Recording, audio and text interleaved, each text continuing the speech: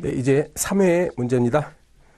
자, 1번 소방공무원의 승진 임용 방법 옳지 않은 거. 1번 소방공무원은 바로 아래 하위 계급에 있는 소방공무원 중에서 근무 성적, 경력 평정, 그 밖에 능력을 실증해서 승진 임용하는 것을 원칙으로 합니다. 맞죠? 2번 소방 준감 이하 계급은 이제 승진 심사를 해야 돼요. 그러면 소방 가문 이제 아무 규정이 없죠. 그러니까 규정이 없어요. 알았지? 그러니까 뭐 직권으로 이제 심사하면 되는 것이고, 승진 심사 소방 준감 이하는 이제 승진 심사를 해야 됩니다. 그런데 그 중에서 소방령 이하 있죠. 소방령 이하 계급으로 승진할 때는 승진 시험을 병행할 수 있어요. 승진 심사하고 승진 시험을 병행할 수 있습니다. 그러니까 소방령을 좀 잘 기억하시면 되죠. 소방령 이하 계급. 그리고 3번 상위 직급의 결원이 없어도 해당 계급에서 일정한 기간 동안 재직한 사람이 승진될 수 있는 거 바로 근속 승진이죠. 근속 승진. 그래서 소방교, 그러니까 소방사에서 소방교는 뭐 4년이 흘러야 되고, 그리고 소방교가 소방장으로 갈 때는 5년이 지나야 되고, 이런 식으로 이제 일정한 기간이 지나면은 근속 승진 임용할 수 있습니다. 4번은요. 여러분 2계급 특별승진제도가 있죠. 2계급. 그 해설에 있는데요. 그 천재지변, 뭐 화재 또는 그 밖에 이에 준하는 재난에 있어서 위험을 무릅쓰고 헌신분투해서 뭐 사망하셨거나 아니면 부상을 입어 사망한 분.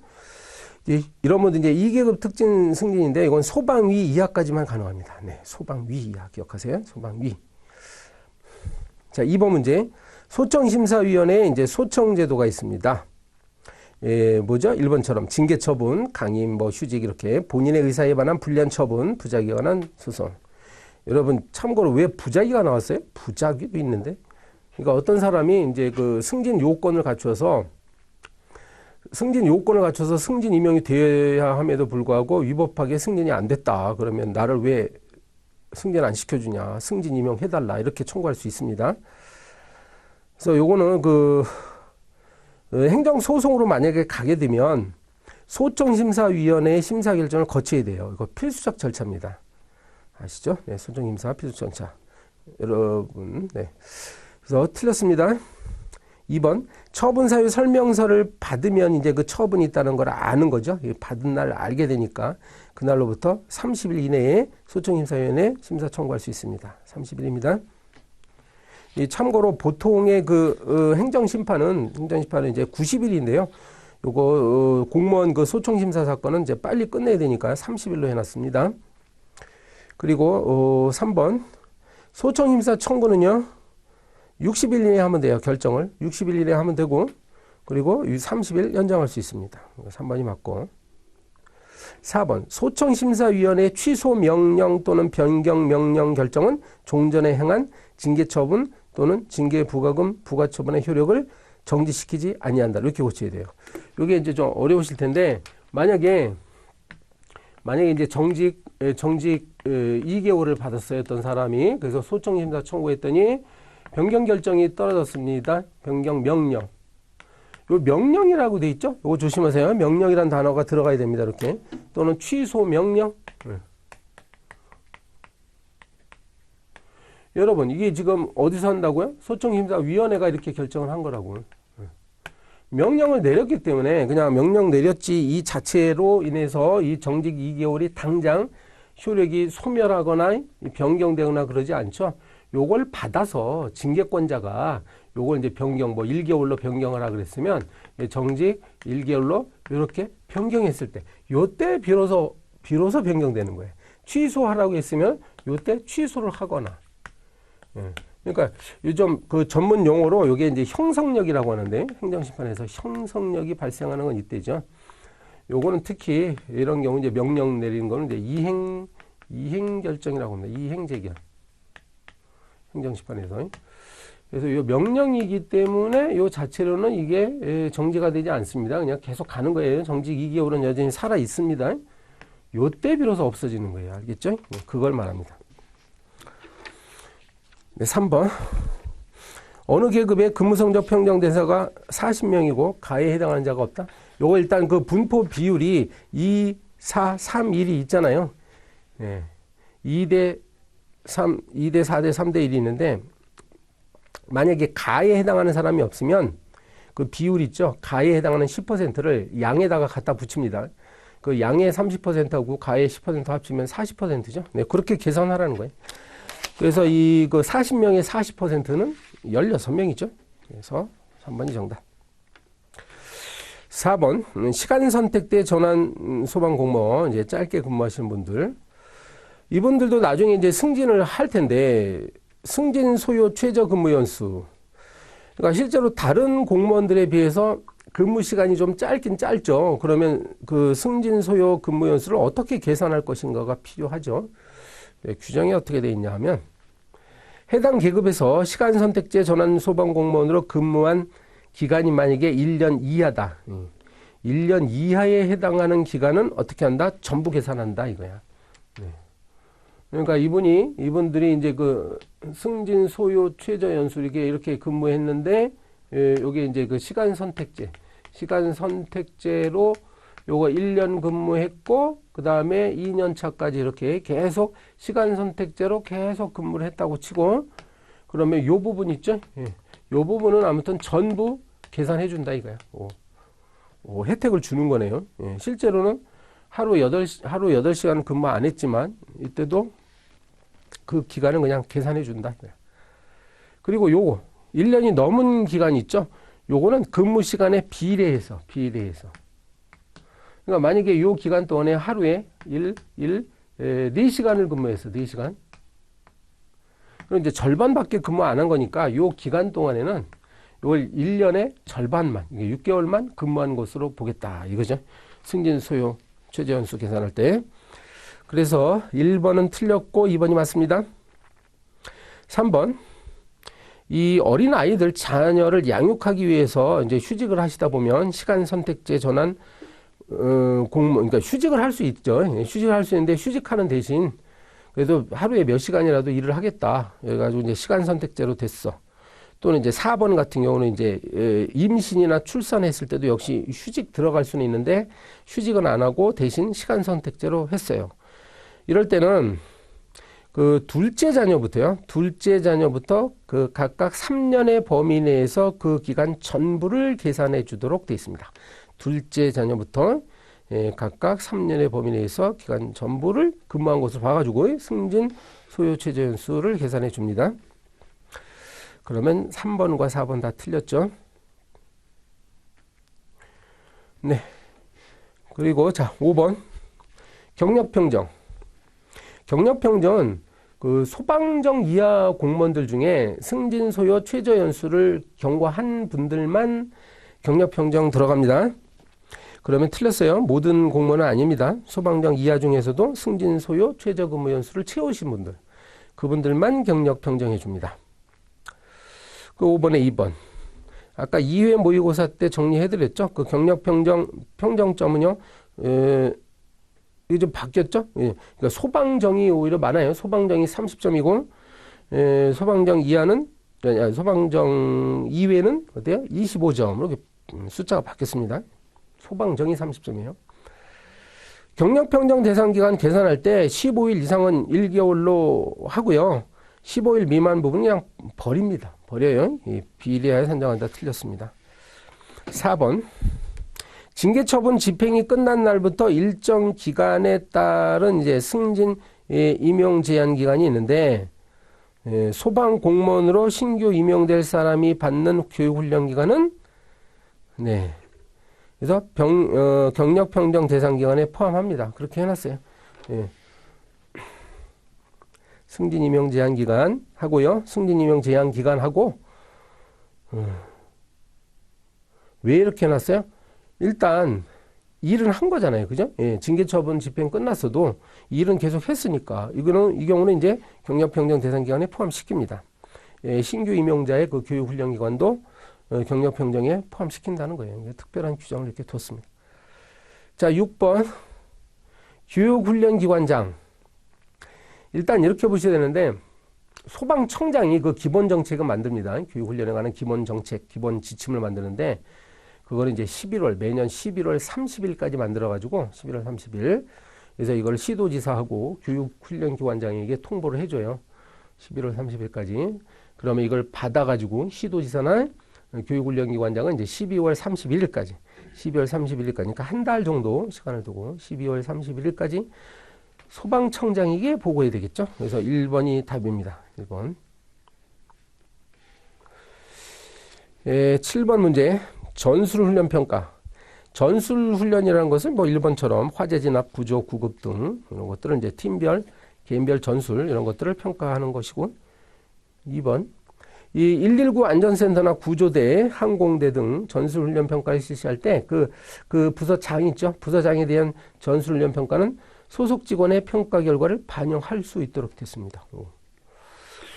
그리고 3번. 그리고 소방위 이하 소방공무원 전술훈련 평가할 때는 이제 직장 교육에 대한 시험을 통해 가지고 그 평가 결과로 대체할 수 있도록 해놨어요. 4번. 이 전술훈련 평가할 때 뭔가 전문가가 해야 될 거 아니야? 그래서 평가 분야에 관련된 자격을 갖춘 소방공무원을 평가자로 지정합니다. 지정하도록 돼 있어요. 그러니까 지정할 수 있다가 아니라 지정해야 돼요. 8번 문제. 소방공무원 인사위원회가 심의하는 것은 이제 그 세 가지가 있는데 지금 보면 엉뚱한 것이 하나 있죠. 어려운 문제는 아니고요. 2번에 보면 소방공무원 보건안전 및 복지정책 목표. 뭐 복지 이야기가 나오는데 이거는 소방공무원 보건안전 및 복지위원회라고 따로 있어요. 복지정책심의위원회 따로 있습니다. 거기서 합니다. 자, 9번 문제가 이거는 비단 소방공무원에 해당하는 것뿐만 아니라 모든 국가공무원 있죠. 국가공무원과 지방공무원 다 포함됩니다. 결격사유 규정, 이거 숫자가 나와서 좀 까다롭긴 한데, 스토킹 범죄가 최근에 들어갔기 때문에 좀 유의해서 봐주세요. 스토킹 범죄, 요즘 스토킹 범죄자들이 막 사회적으로 굉장히 문제죠. 스토킹 범죄. 얘네들은 100만 원 이상 벌금형을 선고받고 3년이 지나야 됩니다. 여기에 해당하는 사람들, 그러니까 즉 100만 원 이상 벌금 받고 3년이 지나야 되는 사람들이 요 스토킹 범죄자가 있고요. 그 다음에 정보통신망법 위반자, 정보통신망. 막 문자 메시지 막 그냥 보내고 그러는. 그리고 그 아동을 상대로 한 그 청소년, 그러니까 아동 청소년 성보호법이라고 있어요. 그 법률 위반자. 얘네들은요, 100만 원 이상 3년입니다. 그리고요, 헷갈리는 거, 이거 편의상 4번 지문 먼저 볼게요. 요게 공무원으로 재직기간 중 직무와 관련해서 형법상 횡령죄, 배임죄, 업무상 횡령죄, 배임죄. 이거는요, 300만 원 이상 벌금형 선고받고 2년이었던. 3년, 300만 원 이상 2년입니다. 그런 거 보면 이 스토킹 범죄자나 성범죄자들, 뭐 정보통신망법 위반죄는 최근에 좀 강력하게 제재를 하는 경향이 있죠. 그러니까 100만 원 이상만 받아도 이게 걸려요. 100만 원 이상 벌금형만 받아도 그 다음에 3년 동안은 어때요? 3년 동안 공무원이 될 수가 없습니다. 그리고 2번 질문으로 올라가면 미성년자에 대해서 성폭력 범죄 처벌 등에 관한 특례법상 성폭력 범죄. 그리고 청소년, 아동 청소년에 대한 성폭력 범죄. 얘네들 진짜 나쁜 놈들이죠. 예. 진짜 나쁜 놈들이기 때문에. 그러니까 아까 1번 지문은요, 그냥 성폭력범은 일반인들 얘기하는 거고, 특히 미성년자에 대해서 이렇게 행위를 한 놈들은 숫자가 없어, 여러분. 숫자가 없어요. 뭐 100만 원 이상 다 필요 없어. 3년 뭐 다 필요 없어요. 무조건 어떻게 된다? 얘네들은 결격 사유입니다. 영원히. 알았어요? 영원히 죽을 때까지 공무원 될 수 없다. 이렇게 기억하세요. 어린아이들 상대로 한 얘네들은 숫자 나오면 안 됩니다. 그래서 3번 징계로 해임 처분을 받은 때로부터는 3년이고요. 이거는 뭐 잘 아시죠? 이제 파면 처분은 5년, 해임은 3년이다. 네. 10번 문제입니다.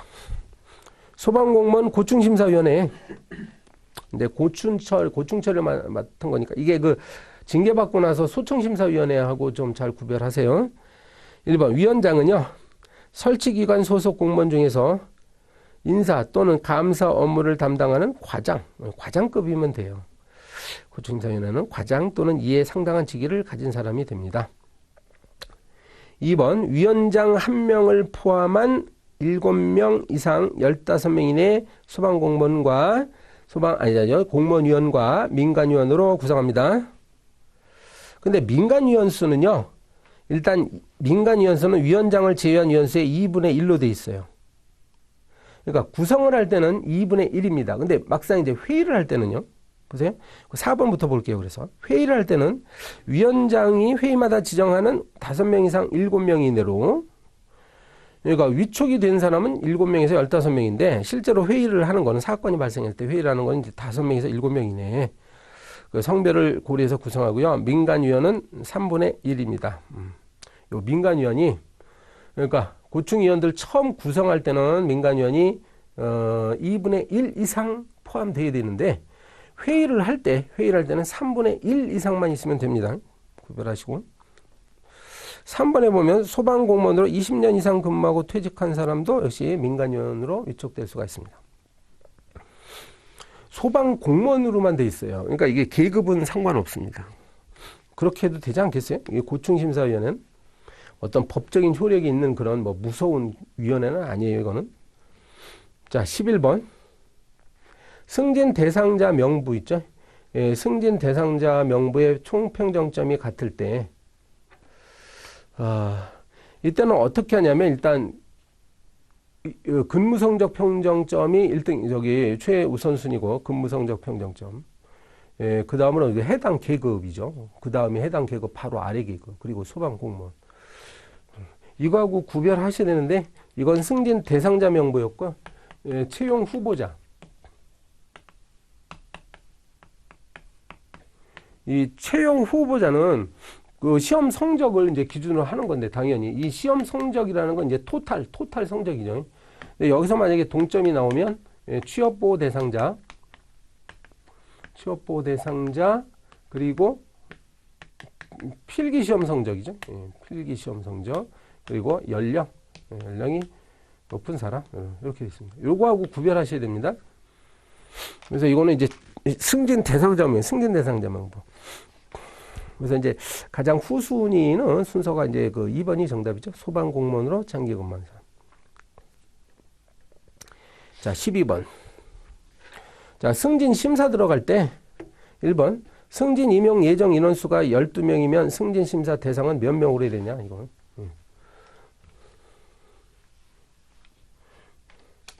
그러니까 승진 임용 대상자가, 임용 예정자가, 승진 임용 예정자가 10명이, 한 명에서 10명일 때는 이제 5배수고 11명 이상이면 10명 있으면 이제 50명은 기본적으로 들어가고 여기에 그 초과 10명, 10명의 10의 초과 인원수 곱하기 3이죠.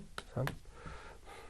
그러니까 이거는 이 사람이 이제 이 경우에는 12명이라고 했으니까 12명이면 2 곱하기 3이지. 3, 2, 6, 56명입니다. 자, 1번이 틀렸고 2번.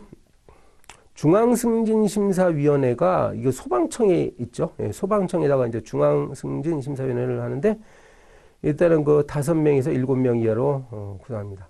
참고로 그 보통승진심사위원회가 있어요. 보통승진심사위원회는 이제 5명에서 9명입니다. 3번.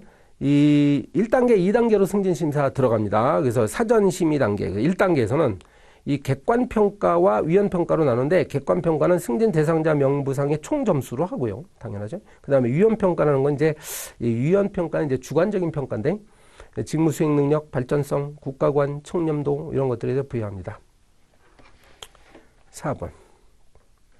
임용권자 또는 임용제청권자는 심사 승진 후보자 명부에 등재된 자가 승진 임용되기 전에 감봉 이상의 징계 처분을 받는 감봉입니다. 모든 징계 아니에요. 그러니까 견책은 제외가 되고 감봉 이상의 징계 처분을 받을 때는 심사 승진 후보자 명부에서 이를 삭제하도록 되어 있습니다. 자, 13번 문제. 경력 경쟁 채용 시험 또 나왔는데요. 신규 채용을 할 때 경력 경쟁 채용 시험. 이 경찰 공무원을 임명할 수도 있죠. 그래서 경위 이하의 경찰 공무원으로서 최근 5년 이내에 화재 감시, 범죄 수사 업무의 종사 경력이 2년 이상이 됩니다. 일단 2년. 그리고 이제 의용 소방대원, 이제 5년 이상 의용 소방대원으로 계속 근무하고 있는 사람은요. 그 지역에 소방서 119 지역대 또는 119 안전센터가 처음으로 설치된 날로부터 1년까지만 1년까지만 이제 그 경력 경체로 들어갈 수 있어요. 1년. 그러니까 처음에 이제 소방서가 이제 없었던 지역에 새로 신설되다 보니까 인력 보충하기가 좀 어렵게 되겠죠. 그래서 이제 의용 소방대원을 채용할 수 있는 길을 이렇게 터놨는데 그냥 1년까지만 한다. 이게 초창기에 이 기관이 설립됐을 때 초창기에 1년. 그리고 자, 공채 시험으로 임용하는 것이 부적당한 경우에 그 행정안전부령으로 정하는 임용 예정 분야별 채용 계급에 해당하는 자격증 소지자를 또 경채로 뽑을 수 있죠. 자격증. 근데 그 사람은 이제 최소한 그 분야에서 2년 이상은 종사했어야 됩니다. 14번. 이 파견 근무기간. 그 파견 근무기간은 그 표 자체를 여러분 사진 찍듯이 해가지고 뭐 머릿속에 딱 담아두세요. 파견 근무기간은 그 3칸으로 돼 있잖아, 파견 근무가. 그래서 맨 위가 2+1 기간, 그 다음 중간이 1+1, 그리고 맨 밑에는 이제, 없죠. 저거 뭐야. 그러니까 첫 번째 칸과 두 번째 칸, 그러니까 맨 아래는 뭐 따로 숫자가 없다고, 맨 아래 칸에는. 그러면, 요거 잘 보면, 이제 가운데 이 1+1만 잘 외워두면 돼요. 1+1은 두 가지가 있잖아요. 다른 기관이 업무 폭주로 인해서 요청했을 때하고, 그리고 그 교육훈련기관에 교수 요원으로 파견하는 거. 그러면 지금 14번에 1번, 2번 요거 있죠? 예, 요거는 2+1입니다. 2+1. 4번도 2+1 사건이고, 3번이 공무원 교육훈련기관에 교수 요원 선물되는 거. 요게 1+1이에요. 그래서 최대 2년까지 파견할 수가 있게 됩니다. 자, 15번 문제. 소방공무원의 징계 절차. 그 징계 의결을 요구하는 그 요구권자는 그 징계위원회에다가 요구할 때요, 이 사람을 중징계 해달라 또는 경징계 해달라 이렇게 두 가지로 나눠서 요구하도록 되어 있습니다. 중징계 또는 경징계로 구분해서 요구하거나 신청합니다. 맞아요.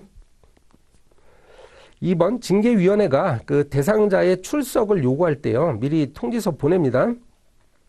3일 전까지 징계 등 심의 대상자에게 도달되도록 한다.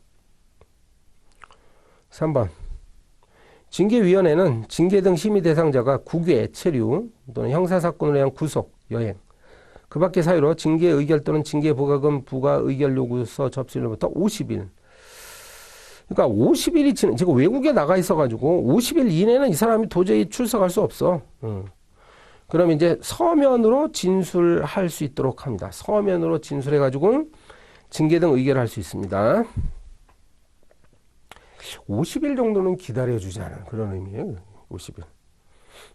이제 그 징계위원회는요, 본인이 직접 출석해서 말로써 변명을 하는 기회를 원칙적으로 주어야 됩니다. 그렇죠. 그게 굉장히 중요한 절차죠. 근데 부득이하게 서면으로 가름하는 경우는 아주 예외적인 거니까 기간 한 50일 정도는 필요합니다. 자, 4번. 그 징계 요구서 받으면 징계위원회는 30일 이내에 징계 의결해야 됩니다. 다만 부득이한 사유가 있을 때는 30일 범위에서 기한을 연장할 수 있습니다. 이런 거 아까 60일짜리가 있었죠. 저기 고충심사위원회는 이제 60일인데 이거는 30일이에요. 자, 16번. 승진 대상자 명부를 조정할 때 1번 만약에 전출입자가 있으면 전출기관에서는 삭제하는 거고 전입기관에서는 기재하는 거죠. 당연한 거고. 2번 만약에 승진 임용 제한 사유가 또는 승진 심사 대상 제외 사유가 소멸했어? 제한 사유가 소멸했으니까 이제 승진할 수 있게 되는 거잖아요. 그래서 승진 대상자 명부에 추가해야죠. 삭제가 아니라 추가하고. 그리고 승진 제외자 명부에는 또 삭제하고요. 반대로 얘기하고 있네. 3번 경력평정이나 교육훈련 성적평정입니다. 여기 근평은 빠지고요. 교육훈련 성적평정을 재평정한 경우에는 승진 대상자 명부의 비고란에 그 정정 사유를 적습니다. 4번 승진 임용되거나 승진 후보자로 확정된 사람, 이미 승진 될 사람이야. 승진 이미 됐거나 아니면 승진 될 사람이니까 이제 대상자 명부에서는 삭제해야죠. 자, 17번 임용권자 또는 임용제청권자는 소속 소방공무원 하나의 직위에 임용이 됩니다. 그래서 1인 1직위 원칙이죠. 1인 한 사람은 하나의 직위를 부여하는 게 원칙인데 직위를 부여하지 않은 상태에서 근무를 하는 경우가 있을 수 있냐 이거죠. 있을 수 있다는 거죠. 많은 예외가 있습니다. 1번 결원 보충이 승인된 파견자 중 훈련을 위한 파견 준비를 위하여 특히 필요하다고 인정하여 2주입니다. 2주 이내의 기간 동안 보직 없이 근무하게 할 수 있습니다. 그러니까 파견 준비를 위해서 이제 2주 동안 뭐 대기하면서 준비해야죠. 2주. 자, 2번도요. 2주인데 국제기구, 외국 정부, 연구기관에서 업무 수행 및 능력 개발을 위한 1년 이상의 해외 파견 근무를 위하여, 그죠? 파견 근무를 위해서 뭔가 좀 준비할 기간, 이것도 2주. 3번. 직제가 신설되거나 개편되거나 폐지가 되면 임시적으로 보직을 갖지 못하는 경우가 있을 수 있습니다. 이건 2개월 이내로 하도록 돼 있어요. 2개월 이내. 직제 신설 개편은 2개월. 4번. 별도 정원이 인정되는 경우, 별도 정원이 인정되는 휴직자가 이제 복직되거나 아니면 파견됐던 사람이 복귀하거나 파면, 해임 등 됐던 사람이 다시 복귀했을 때 딱 원래 일하던 기관으로 돌아와 보니까 어때요? 자리가 없어. 결혼이 없어. 이렇게 표현되어 있죠? 결혼이 없어. 자리가 없어. 그때는 언제까지 그러면 그 직위가 부여되지 않고 근무할 수 있을까요? 자리가 생길 때까지지. 그죠? 그러니까 딱 돌아보니까 자리가 없어. 그럼 언제까지 근무해? 그냥 보직 없이 할 수 있어요? 자리가 생길 때까지. 그러니까 이걸 좀 표현을 하면 자리가 생길 때까지 이렇게 안 돼 있죠, 법엔? 최초로 결혼이 생길 때까지 이렇게 돼 있습니다. 최초로 결혼이 생길 때까지 이제 무슨 3개월로 이렇게 한정돼 있지는 않습니다. 여기에 이제 1인 1직위 원칙에 예외가 되는 것들이 또 하나 있죠. 교육훈련 받을 때, 교육훈련 받기, 있었나요? 네. 있었군요. 없었네. 미안해요. 교육훈련 받기 위해서 준비를 할 때는 2주입니다. 2주. 자, 18번 문제입니다. 다음은 경력 경쟁 채용 시험 등을 통해서 채용된 소방공무원을 최초로, 이건 뭐예요? 임용 전보 제한을 얘기하는 거죠. 전보 제한 기간. 요게 그것도 표로 딱 기억하세요. 전보 제한 기간 표가 딱 있는데 거기 또 3칸이 돼 있죠. 맨 위에 2년짜리가 있고 아래쪽에 2개가 5년입니다. 이게 이제 두 번째 칸에 있는 거는 3년이었던 것이 이번에 개정돼서 5년으로 바뀌었어요. 요걸 외울 때는 또 어떻게 하라고 했지? 맨 위에 칸 2년짜리만 외우면 돼요. 맨 위에 2년짜리는 퇴직 공무원을 재임용했을 때. 그리고 사법시험, 변호사시험 합격, 5급 공채시험 합격자. 그게 2년이고, 그 맨 아래 칸은 이제 의용소방대원이잖아요. 그러면 지금 5년이 아닌 경우를 고르라겠죠? 5년이 아닌 경우. 네. 4번이 답입니다. 5급 공채 합격자, 변호사 시험. 이건 이제 2년입니다. 자, 19번입니다. 인사기록 관리 체계. 이번에 누구죠? 여기 들어갔어요. 그래서 소방체험관장하고 119 특수대응단장. 이 사람들은 인사기록 관리 주체로 이번에 신설됐습니다. 그래서 29번에 1번 틀렸고, 2번. 전출이 되면 인사기록 관리자가 달라지죠. 그러면 종전에 그 관리자는 그 자료들, 인사기록 카드 등 해가 자료를, 최근 3년치를 보내야 돼요. 3년치. 다만 이제 소방위 이하 공무원은 2년치만 보내면 됩니다. 그러면 2번 질문은 틀린 거로 해야 되겠습니다. 2년이라고 해서 이거 이제 3년으로 좀 바꿔야 되겠어요. 3번. 퇴직한 소방공무원의 인사기록절은 30년이 아니라 영구히 보존하라. 이렇게 돼 있어. 법률에는. 영구히. 아무튼 그렇게 돼 있어요. 영구히 보존. 30년 아닙니다. 4번. 이 소방학교장이 이제 교육훈련 성적을 그 인사기록 관리자에게 통보해야죠. 요거는 이제 10일 이내만 하면 됩니다. 10일 이내 통보하도록 되어 있습니다. 자, 20번.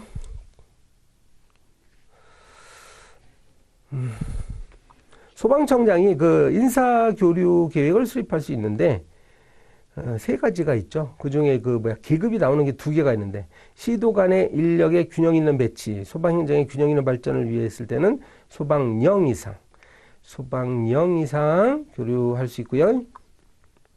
그리고 그 연고지 배치를 위해서는 이제 좀 계급이 낮아요. 그래서 소방경이야.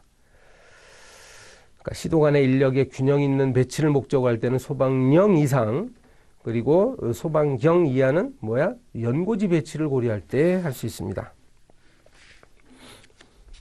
자, 21번. 자, 21번은 아까 여기 썼듯이 채용 후보자 여기 있었죠. 예, 채용 후보자는 요 순위에 따라 가지고 임명을 하는 게 원칙인데, 요 순위를 무시하고 임명할 수 있는 경우들이 있습니다. 그래서 가를 보면 박스에 임용 예정기관에 근무하고 있는 소방공무원 외의 소방공무원으로 임명할 때, 그러니까 소방공무원이 아닌 자를 소방공무원으로 임명할 때, 나는요 6개월로 고쳐야 되겠습니다. 6개월 이상 소방공무원 근무 경력이 있거나 임용 예정직에 특별한 자격이 있는 사람 임명할 때 6개월. 그 다를 보면 조심이죠. 도서, 벽지, 군사분계선, 인접지역 등 특수지역 출신자가 아니라 특수지역 근무희망자라고 해야 됩니다. 근무희망자를 지역에 배치할 때. 그리고 라도요.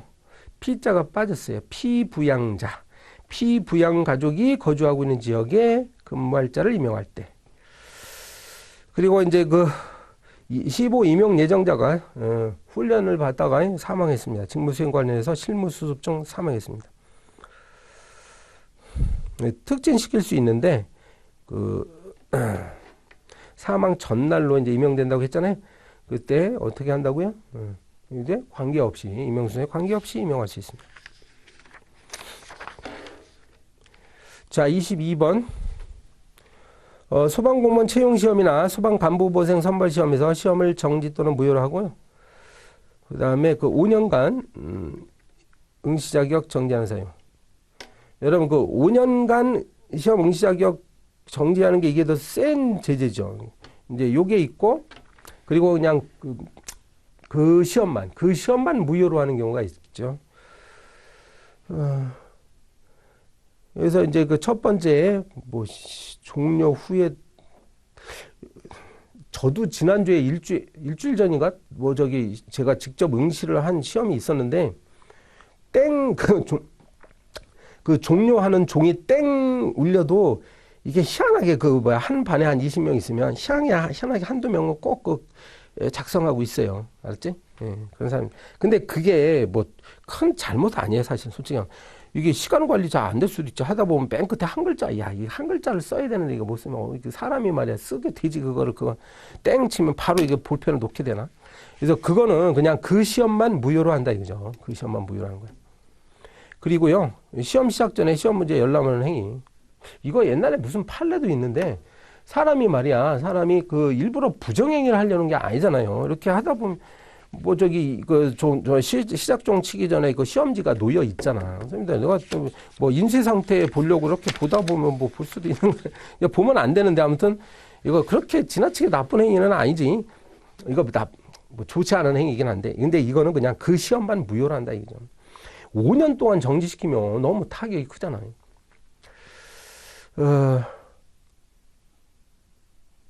근데 여기 3번도 잘 보면 금지 약물 복용하면 안 되죠, 여러분. 근데 요거는 체력 시험에 영향을 미칠 목적이 있을 때가 해당되는 거예요. 목적이 있을 때. 의도적으로. 스포츠, 체육, 이제 운동선수들은 이제 도핑 테스트 하다가 걸리지 막. 목적이 없는 경우 했기 때문에 틀리고요. 4번을 조심해야 되는데, 통신기기, 전자계산기, 이런 거 절대로 이제 다 전원도 끄고 막 그러라고 하잖아요. 그랬다가 걸리면 어떻게 돼요? 그러니까 미처 전원을 끄지 않고 있는 상태에서 만약에 울렸다, 그러면 그 시험만 무효가 됩니다, 여러분. 그냥 왜 되지? 이걸 가지고 말이야, 통신기기를 통해 가지고 다른 사람과 의사소통하는 거, 이건 절대로 하면 안 돼. 예, 의사소통을 한 거, 이건 나쁜 놈이다. 그래서 요게 바로 요게 해당됩니다. 그래서 5년간 시험 응시 못 합니다. 소방공무원법에 해당되는 모든 시험을 응시할 수 없어요. 자, 23번 문제. 소방공무원 중 소방공무원 중 직무수행 능력이 탁월해서 소방행정 발전에 지대한 공헌 실적이 있다. 이렇게 되면 임명권자가 인정하는 사람에 해당하는 범위 속하냐. 이거 말이죠. 여러분 그 특진에 관련된 거를 좀 잘 정리를 하실 필요가 있는데 특진되는 경우 이 카테고리를 잘 정리해야 돼요. 여러분 이 특진은 1계급 특진이 있고 그 다음에 2계급 특진이 있습니다. 그래서 1계급 특진은요, 뭐 청렴과 봉사정신이 투철하고 어쩌고 저쩌고 이게 하나가 있고요. 그리고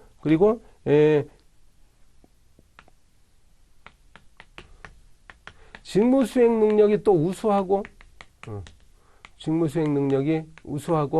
그리고 그 표창을 받은 사람이 있어요. 처장이 어떤 표창 받은 경우, 그리고 창안 등급 동상인가요? 창안 등급 이상의 어떤 그 상을 수여받은 사람이 있고, 그리고 20년 장기 근속자. 뭐 이거는 잘 아시죠? 이제 그 순직하신 분 있잖아요. 자, 그런데 뭐 이 문제는 보면 직무 수행 능력이 탁월하여 소방 행정 발전에 기여한 거. 요걸 물어본 거예요. 요거. 여기에 해당한 것들이 있습니다. 그런데 이제 그 23번에 1번 보니까 인사혁신처장이 정하는 표창을 받은 공무원은 이제 카테고리 자체가 다르잖아요. 지금 여기 있잖아요. 그죠? 여기 있잖아요. 그래서 그 나머지 1, 2, 3, 4번이 바로 여기에 있는 거예요. 여기.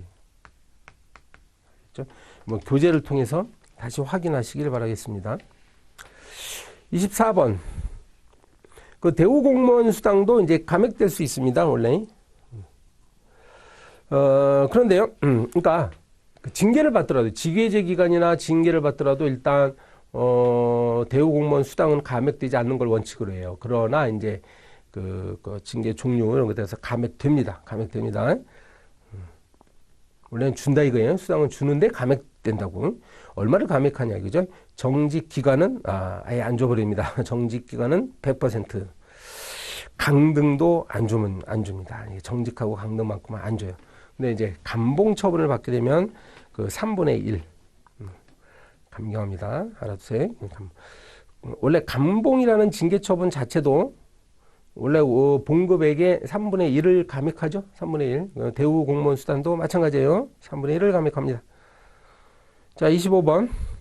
소방공무원 복무 규정. 소방공무원은 휴무일이나 근무시간 외에, 즉 그러니까 사적인 시간에 공무가 아닌 사유로 3시간이에요. 3시간 이내에 직무 복귀하기 어려운 지역으로 여행할 때 소속 소방기관장에게 신고해야 됩니다.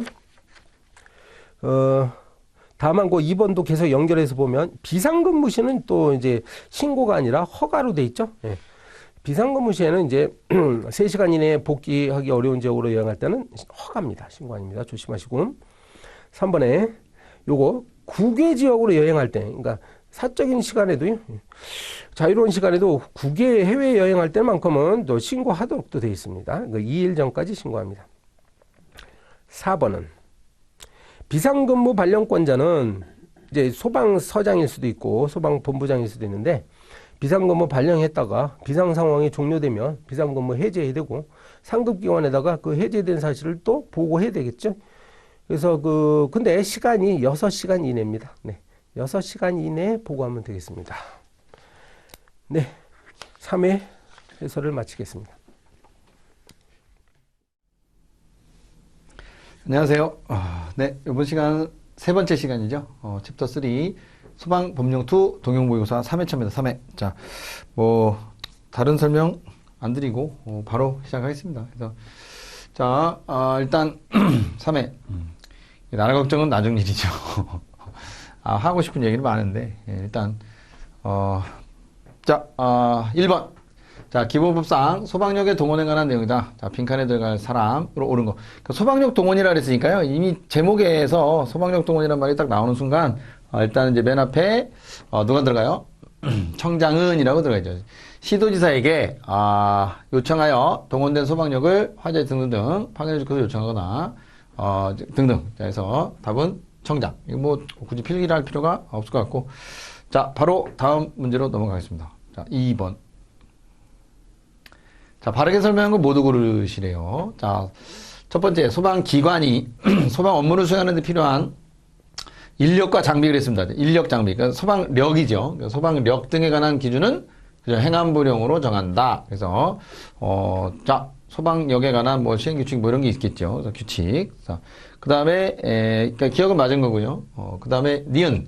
소방 장비 등에 대한 국고보조 대상 사업의 범위와 기준 보조율. 그러면 대통령령. 그래서 니은도 맞는 거죠.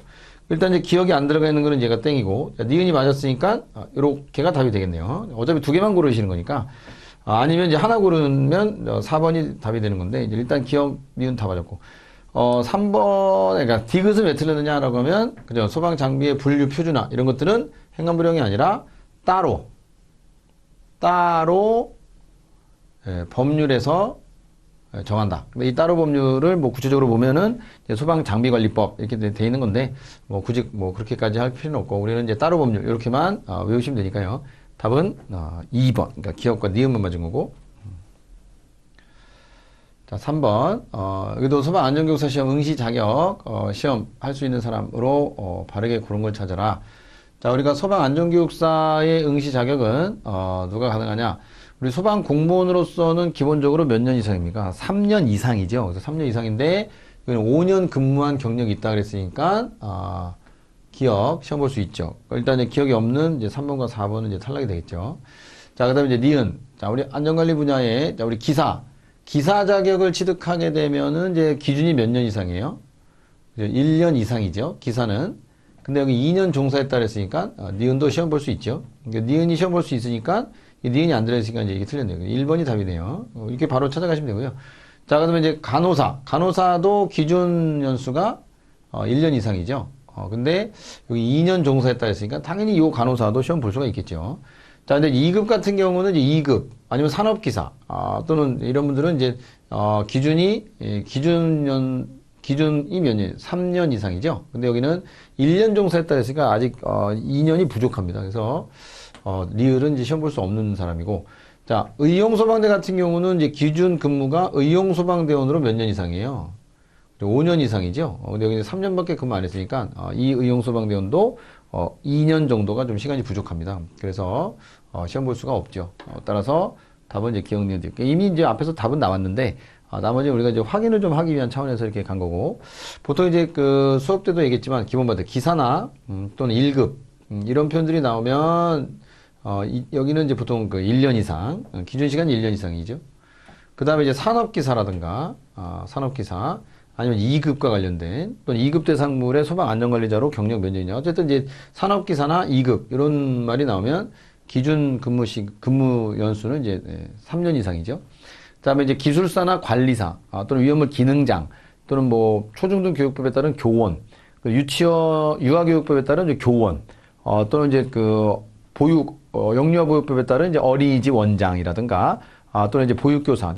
특히 이제 보육교사는 3년. 이렇게 가죠. 여기 이제 3년에 또 누가 들어가요? 이제 어린이집 이제 보육교사. 이제 보육교사로서 3년 이상 근무한 이력이 있어야 되죠.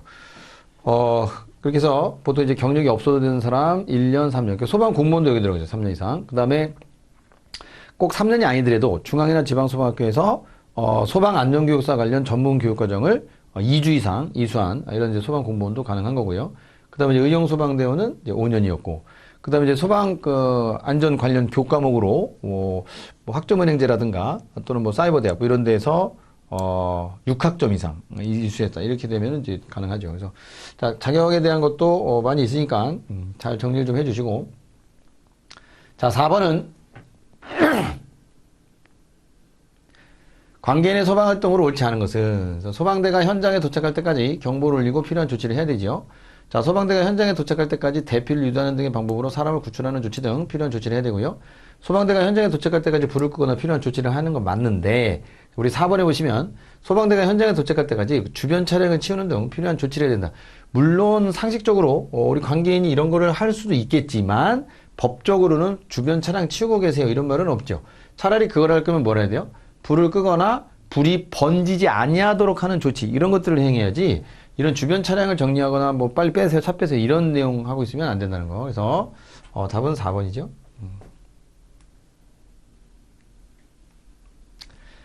자, 5번. 자, 전용구역 방해행위로 볼 수 있는 거 모두 고르시랍니다. 자, 방해행위. 그러면 전용구역에 물건 등을 쌓아두거나 주차는 이건 뭐 당연히 방해행위죠. 그래서 일단 기억이 답이 있어야 되는데 기억 없으니까 이건 틀렸고. 자, 그 다음에 이제 주차장법에 따라 부설 주차장에 주차구역 선내에 들어가는 이런 행위는 이제 제외한다 했으니까. 자, 이거는 이제 고르시면 안 되죠. 이제 니은이 들어가면 안 돼요. 니은이 들어가면 안 되는데 들어갔으니까, 답이 3번. 이렇게 해서, 바로. 이런 식으로 이제 답을, 바로 찾아가셔도 상관없죠. 그래서, 자, 그럼 확인하시면. 자, 전용구역에 진입로에 물건을 쌓아놓거나 가로막거나 진입을 가로막는 이건 당연히 방해이고, 노면 표시를 지우거나 훼손하는 거, 이것도 당연히 방해이죠. 자, 소방 자동차가 전용구역에 다른 차가 주차하는 것을 방해하는, 예? 소방 자동차가 전용구역에 다른 차가 주차하는 것을, 아니, 소방 자동차가 방해하는 게 무슨 방해입니까? 그래서, 이거는 해당 사항 없죠. 그래서, 자, 기억, 디귿, 리을. 요것들이 이제 방해행위로 들어가는 거죠. 자, 6번. 자, 소방활동구역의 설정에 대한 설명으로 옳지 않은 거. 자, 우리 소방활동구역 설정하면은 이제 대부분 설정권자가 누구냐? 소방활동구역을 설정하는 거.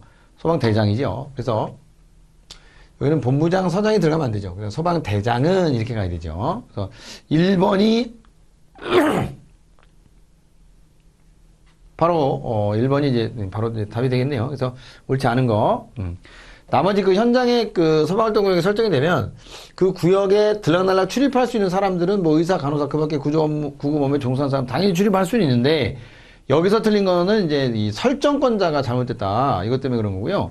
자, 소방공무원이, 그러니까 소방대가 그 현장에 없다면, 우리 경찰 공무원은, 그 활동구역에 있지 않다면, 대통령이 정하는 바에 따라 소방대장의 요청이 있을 때, 출입할 수 있는 그 사람 외에, 그 출입하는 것을 제한을 조치할 수 있고요. 전기, 가스, 수도, 통신, 교통, 이게 조심하셔야 되죠. 이런 업무에 종사하는 사람으로서 원활한 소방활동에 필요한 사람이다라면 그 활동구역에 출입할 수가 있고요. 당연히 수사 업무에 종사하는 사람, 들어갈 수 있죠. 그리고, 우리 누가?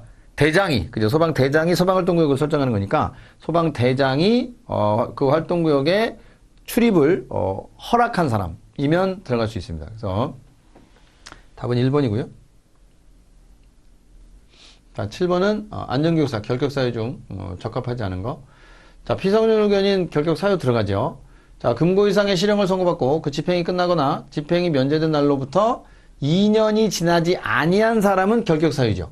그러니까 결격사유는 2년이 지나지 않은 사람은 결격사유지만 2년이 지난 사람은 이 사람은 이제 이미 결격사유가 아니다. 이미 결격사유를 벗어났어요. 그래서 결격사유로 적합하지 않은 거는 2번이 되겠죠. 자, 금고 이상의 집행유예를 선고받고 그 유예 기간 중에 있더라. 그러면 이제 결격사유 되는 거고요. 자, 법원의 판결 등등 자격이 정지되거나 상실되면 당연히 결격사유죠. 자, 화면에 보이시면 바로 문제 풀이하도록 하겠습니다. 자, 소방기술 및 소방산업의 국제사업에서 빈칸에 들어가면 당연히 이제 소방기술 및 소방산업의 국제 경쟁력과 국제 통용성을 높이기 위해서 다음 각 회상을 추진해야 될 사람이 누구냐? 청장이죠. 청장. 답은 1번이고요. 자, 9번. 여기서 손실보상심의위원회. 자, 손실보상심의위원회 위원이 될 수 있는 사람을 모두 고른 것으로 맞는 것은. 그러니까 이런 문제들을 이제 계속, 집어넣은 이유가 뭐냐면, 요즘에 나오는 문제들의 추세가 이런 식으로 자꾸 뭐 골라내는 거, 이런 게 좀 주로 나오니까. 그래서 이제, 넣은 건데.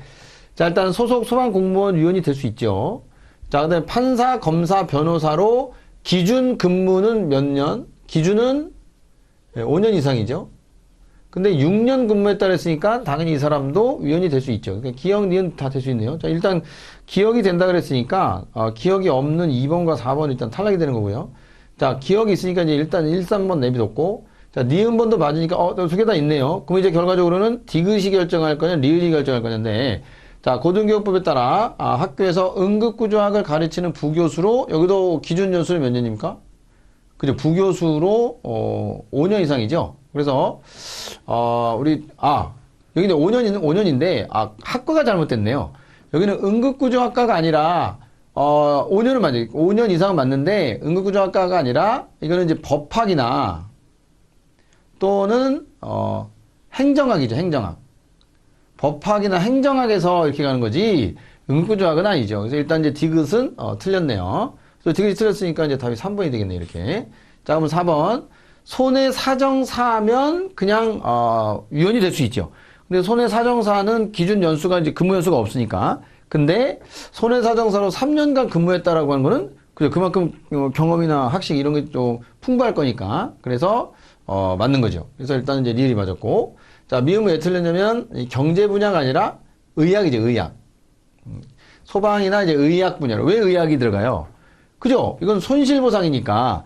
다쳤느냐, 안 다쳤느냐, 얼마나 다쳤냐, 이걸 또 판단해야 되니까. 당연히 의학 분야로 들어가야 되죠. 그래서, 근데 응급구조학과는 상관없는 겁니다. 여기는 이제, 그 손실보상은 다친 거에 대해서는 이제 의학이고, 그 다음에 이제 물론, 다친 것도 있지만, 이제 법학이나 행정학. 대부분 이제 손실과 그러니까 물건과 관련된 것들이 많으니까. 그래서, 이런 쪽이 이제 되겠다. 그래서, 답은, 그래서, 기억, 니은, 리을입니다. 그래서 이제, 여기는 기준 근무 연수는 5년이 맞는데, 학과가 잘못돼서 이제 틀렸다. 이렇게 이제 보시는 거고요. 그러니까 이제 여러분들이 너무 그 기준 연수에 너무 초점만 이렇게 맞추시다 보면 이런 학과에 대한 설명이 잘못 나오면 이걸 또 캐치를 잘 못하실 수가 있어요. 그러니까 기준 연수도 기준 연수인데 이게 무슨 학과와 관련된 거냐. 이것도 좀 정리를 잘 해주시라는 거고. 자, 기본부상 과태료에 대한 내용입니다. 과태료 부과 금액이 좀 다른 거는 그죠. 이것도 1번이지 1번. 1번은 이제 500만 원이고요. 이거는 이제 500만 원 이하의 과태료고. 나머지는 대부분 이제 200이죠. 근데 이거는 이제, 기본법에 있었을 때는 200이지만, 물론 이제 화재 그 예방법으로 가도, 그것도 200만원, 예, 과태료? 뭐 이런 식으로 이제 갈 거니까요. 그래서 여기서 답은 이제 1번이고. 자, 11번은, 특정 소방대상물의 소방안전관리에 관한 사항으로 이제 옳지 않은 거. 자, 소방안전관리 대상물의 관계인은 소방안전관리 업무를 수행하기 위해서 안전관리자 자격증을 발급받은 사람을 안전관리자로 선임해야 되고요. 자, 다른 안전관리자. 여기서 이게 다른 안전관리자란 그러니까 전기, 가스, 위험물에 관한 이런 안전관리자. 그러니까 전기 안전관리자나 가스 안전관리자나 위험물 안전관리자는 자, 소방 안전관리 대상물 중에서 소방 안전관리 업무에 전담이 필요한 대통령령으로 정하는 소방 안전관리 대상물에는 소방 안전관리자를 겸할 수 없습니다. 자, 그럼 참고로, 이 다른 안전관리자가 겸할 수 없는 이 소방 안전관리의 업무에 전담이 필요한 이 대통령령으로 정하는 대상물이 누구냐라고 하면 그죠, 특급 소방안전관리 대상물과 1급 소방안전관리 대상물에 해당되죠. 그러니까 여기는 무조건 다른 안전관리자가 소방안전관리자를 뭐 할 수 없다? 겸임할 수 없다. 겸직할 수 없다는 거고요. 자, 그 다음에 세 번째 소방안전관리 대상물의 관계인은 소방안전관리 업무를 대행하는 관리업자. 이 사람을 이제 관리업에 등록된 사람, 관리업자라고 하고 감독할 수 있는 사람을 지정해서 소방안전관리자로 선임할 수 있죠. 자, 그 다음에 이제 자위소방대와 초기대응체계 구성 운영 교육 등에 필요한 사항은 그죠. 여기는 이제 대통령령이 아니라 행안부령으로 가는 거죠. 그래서 답은 4번이 돼야 될 거고요. 자, 그 다음 12번이 요 밑에 있네요. 자, 설계도면의 관리 활용, 소방시설법에서 자체점검 결과 관리 및 활용 등을 위하여 전산 시스템을 구축, 운영해야 되는 사람이 누구냐라고 하면 청장, 본부장, 서장입니다. 그럼 따라서 시도지사는 이 전산 시스템 관리 운영, 특히 이런 이제 자체점검 결과에 따른 이런 게 대부분 다 자체점검 누구한테 보고해요? 뭐 본부장, 서장한테 보고하고 하니까 그래서 답은 2번이 되겠죠. 자, 13번. 자, 소방시설법에서 건축허가 등의 도경 대상물의 범위. 그래서 괄호 안에 순서대로 이제 맞는 걸 찾으라는 건데 일단은 이제 여기 기본적으로 연면적이라고 하면 아무나 없으면 400이죠. 400. 그러면 여러분들 그 프린트를 보시면 맨 앞에 기억은 전부 다 400입니다. 이게 보기가 맨 밑에 있어서 왔다 갔다 하기가 좀 그래서요. 일단 400. 자, 그다음에 여기 학교 그러면 100이 되겠죠. 그러면 니은도 전부 다 100이네요. 자, 근데 이제 디귿에서 좀 갈리겠네요. 자, 디귿에서 자, 노유자 수련 그러면 여기는 얼마예요? 200이죠. 그러면 일단 답은 1번은 땡이고요. 자, 2, 3, 4에서 이제 답이 나오는 건데. 자, 여기 정신의료기관 장애물이 여기는 니을이 똑같으니까요. 여기는 300이죠. 그러면 300이 들어가 있는 게 2번 아니면 4번이네요. 2번, 4번 중에 갈리는 거고요. 자, 미음이 이거 뭐죠? 그죠? 150. 지하층, 무차층. 자, 공연장 그럼 100이 되겠네요. 그러면 일단 2번, 4번이 리을에서 아까 2번, 4번이 됐고 자, 미음은 150, 전부 다 150이니까 2번, 4번이 아직이고요. 자, 그리고 2번, 4번이 둘 다 20이네요. 그러면 이제 시옷에서 결정이 될 건데, 자, 그럼 쭉 보시면 여기까지는 이제 답이 다 똑같아요. 다 똑같이 가는데 요 시옷 여기서 이제 결정이 되는데, 자, 우리 건축허가 등의 동의 대상물은 이제 몇 층 이상? 그죠? 여기 아까 여기가 맨 앞에 400이었으니까 이게 다 400 맞고요. 그다음에 니은이 100이에 다. 그다음에 디귿이 200이지 200. 노유자 수련이었으니까. 그러니까 1, 3번은 아니고 2, 4번이 답이 되는데, 리을도 300, 300 똑같고, 미음도 150, 150 똑같아요. 비읍도 20이 똑같아요. 그러니까 여기까지 이제 답이 갈리는 게 없어요. 자, 이게 자, 근데 요 마지막에 11이냐 6이냐에서 갈리는 거죠. 따라서 이게 6층. 그래서 건축허가 등의 동의 대상물은 6층 이상. 그래서 11층이 아니라 6층이 답이 되겠습니다. 그래서 따라서 2번 땡, 4번이 답이 되겠죠. 자, 이렇게 해서 건축허가 등의 동의 대상물 잘 기억하셔야 되고, 여기 그 층수가 6층이 아니라 11층, 요거는 그 종합상황실. 그러니까 서에서 본부로, 본부에서 청으로 보고해야 되는 그 화재 상황에서 우리 종합상황실에서 나오는 게 11층이죠. 이런 거 헷갈리시면 안 되고요. 잘 하시다가도 또 시험장 가시면 또 헷갈리시는 분들이 있는데, 그러면 안 됩니다. 자, 14번. 자, 건설 현장, 에서 임시 소방시설 설치 관련된 내용이다. 자, 옳지 않은 거. 우리 임시 소방시설의 종류는 옛날엔 4개였는데 지금은 이제 7개로 늘어났습니다. 그래서, 일단 소화기, 그 다음에 이제 그 간이 소화장치, 그 다음에 뭐 비상경보장치, 그 다음에 간이 피난 유도선. 요거는 원래 이제 4개는 옛날에 있었고, 그 다음에 이제 가스 누설 경보기라든가, 또 뭐 있어? 비상 조명등이라든가, 방화포? 요거 3가지가 좀 늘어났죠. 그래서 그 종류도 잘 구별하셔야 되고요.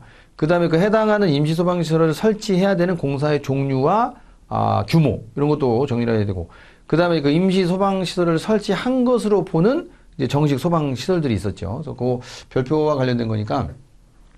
자, 보시면, 자, 우리 그 공사를 하는 자, 뭐 공사 시공자라고 보통 부르는데, 특정 소방 대상물의 신축, 중축, 개축 등등등, 자, 설비 등을 위한 공사 현장에 인화성 물품을 취급하는 작업 등 화재 위험 작업을 하기 전에는 설치나 철거가 쉬운, 그러니까 설치 및 철거가 쉬운 화재 대비 시설. 그러니까 이걸 이제 임시 소방 시설이라고 부르죠.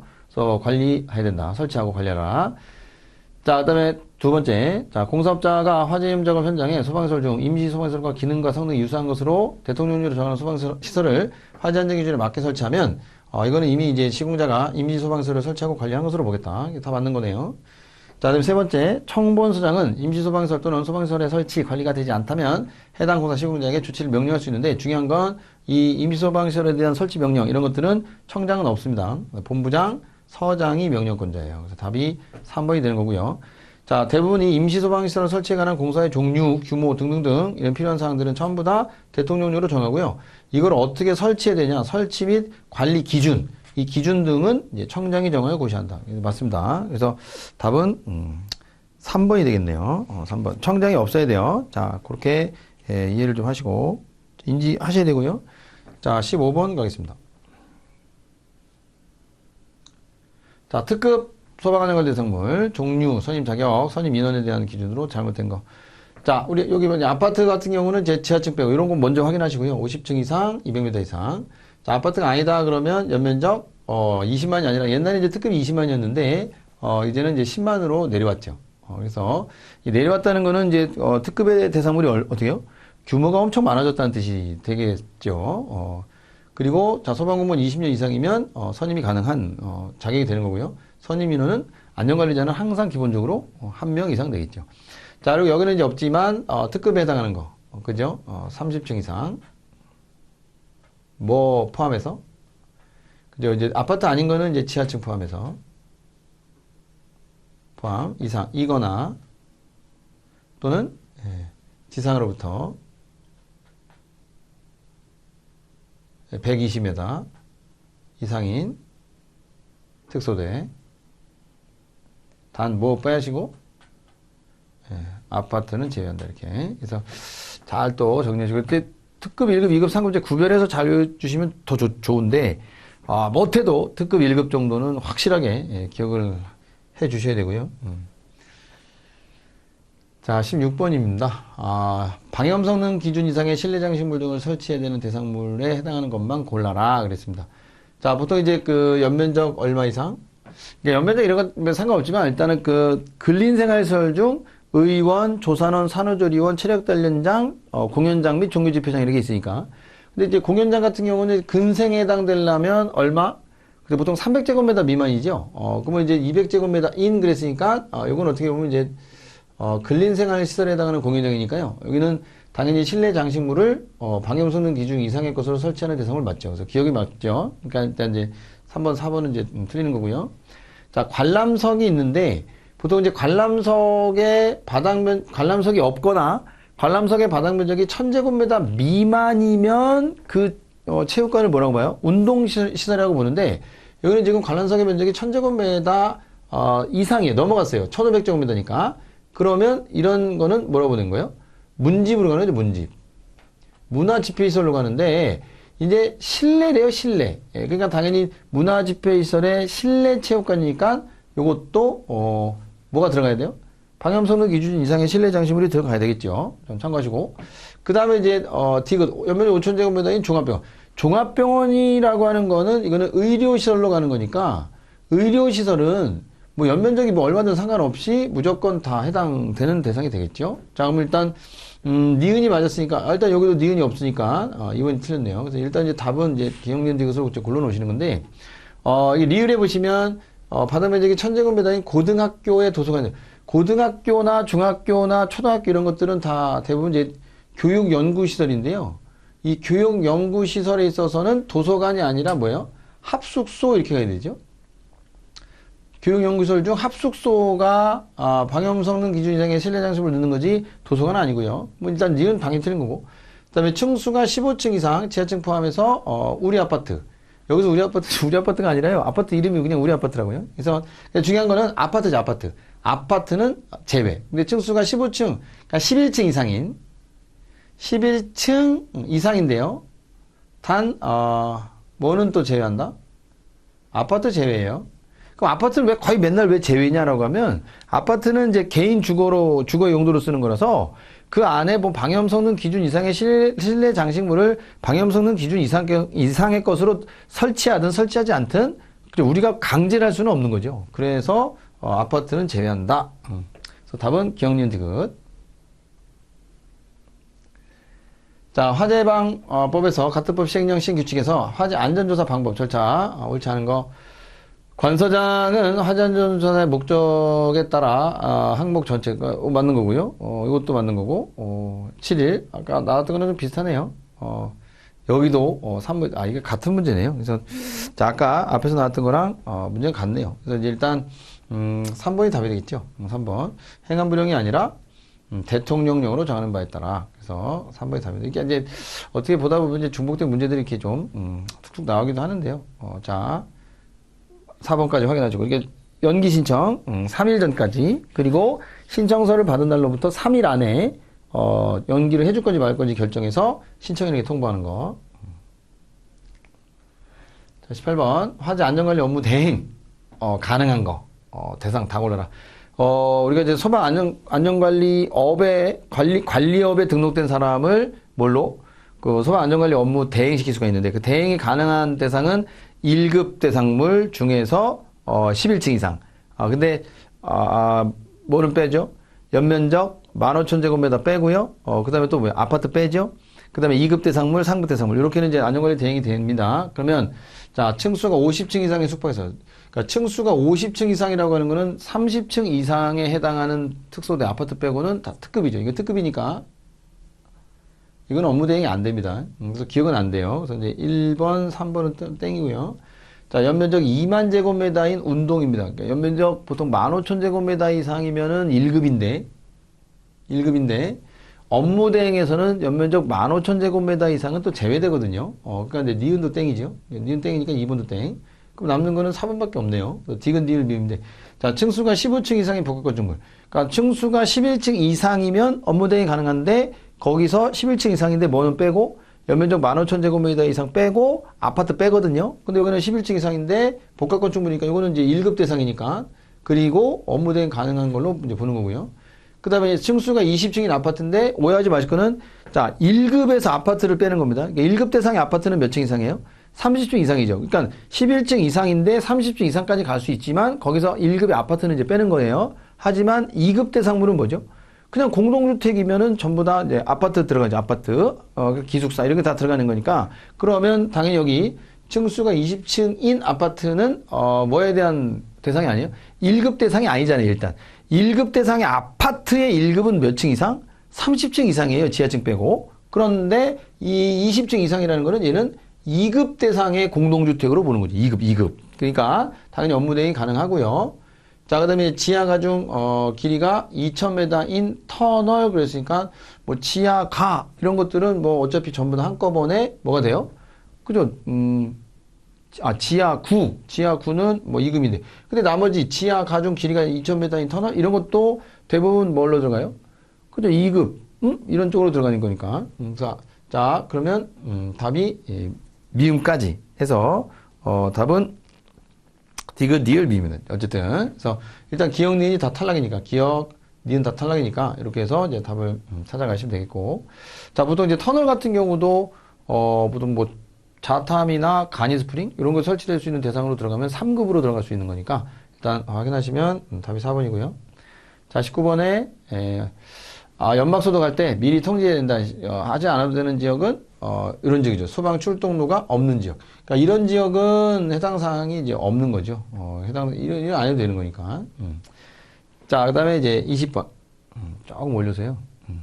자, 소방서 설치 및 관리에 관한 법률 시행령상 방염 성능 기준입니다. 그래서 요것도 이제, 다 잘 기억하셔야 될 때. 자, 버너를 제거한 때부터 불꽃을 올리며죠. 불꽃 올리며, 연소하는 상태가 그 때까지 20초. 맞는 거죠.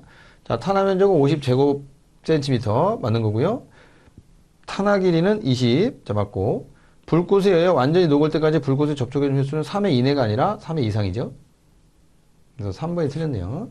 자, 그 다음에 최대 연기밀도. 최소가 아니라 최대 연기밀도. 이게 잘 보셔야 돼요. 최소가 아니라. 그래서 400이야. 맞는 거죠. 자, 그 다음에 여기서 좀 빠졌다 그러면, 그죠. 불꽃을 올리지 아니하며 30초 이내. 요거만 하나 더 추가로 넣으시면 되겠네요. 자, 21번. 자, 요것도, 21번과 관련된 문제도, 요번에 이제 올해 새롭게 들어가는 또 내용이라서 잘 확인하셔야 되고요. 자, 우리가 보통 이제 소방안전교육 훈련할 때, 우리 본부장 서장은 불시에 소방훈련 교육을 실시할 수가 있어요. 이럴 때는 그 대상자들에게는 불시할 수 있을지 모르겠지만, 좀 이제 훈련 과정에서의 이런 거를 좀, 복잡하거나, 이제 뭐, 훈련상, 이런 이제 그, 방해 요인, 이런 것들이 좀 없어야 되죠. 이런 거를 좀 갖추기 위해서 관계인에게는 이제 통지를 하게 돼 있어요. 그러니까 불시에 훈련을 하겠지만 관계인은 알고 있어야 된단 말이에요. 그래서 며칠 전까지 알려야 되느냐? 10일 전까지 알리게 돼 있습니다. 그래서 불시 소방훈련 실시는 10일 전까지 관계인에게 알려야 됩니다. 왜? 훈련상 필요한 뭐 이런 내용이라든가 방법, 절차 등이 또 필요하고 그 다음에 이제 혼잡을 좀 막기 위해서 그래서 이제 10일 전에 통보하는데 근데 여기서 이제 하나 또 기억할 거는 그러면 불시 소방훈련을 실시할 수 있는 그 대상물이 누구냐 이것도 좀 알고 계셔야 되죠. 그래서 누가 있냐면 이제 의료시설, 그 다음에 이제 노유자시설, 그 다음에 이제 교육연구시설 이렇게 있습니다. 교육연구. 그 밖에 그 본부장 서장이 여기 본부장 서장이니까. 본부장 서장이 불시에 좀 해야 되겠다라고 인정하는 시설인데 그거는 법적으로 딱 정해져 있는 건 아니니까 일단 법으로 정해져 있는 거는 이렇게 딱 3개 시설이에요. 의료시설이나 교육, 그러니까 순서대로 가면 의료, 교육연구, 노유자인데 일단 이제 의교노 이렇게 3가지로 의교노 이렇게 3가지로 좀 외워주세요라고 이제 말씀을 드린 거고요. 자, 여기에 시설의 관계인 등에게는 본부장 서장이 나는 언제 좀 불시에 그 대상물에 있는 거주자나 근무자를 대상으로 교육 훈련을 좀 하겠습니다라고 관계인에게는 그 10일 전에 이제 통보를 좀 해달라 이런 말이에요. 그래서 자, 잘 기억하셔야 되고 자 22번 자 자동차 전용구역에 관한 사항으로 옳지 않은 거. 자 우리 소방 자동차 전용구역을 설치해야 되는 건축물 누가 있나요?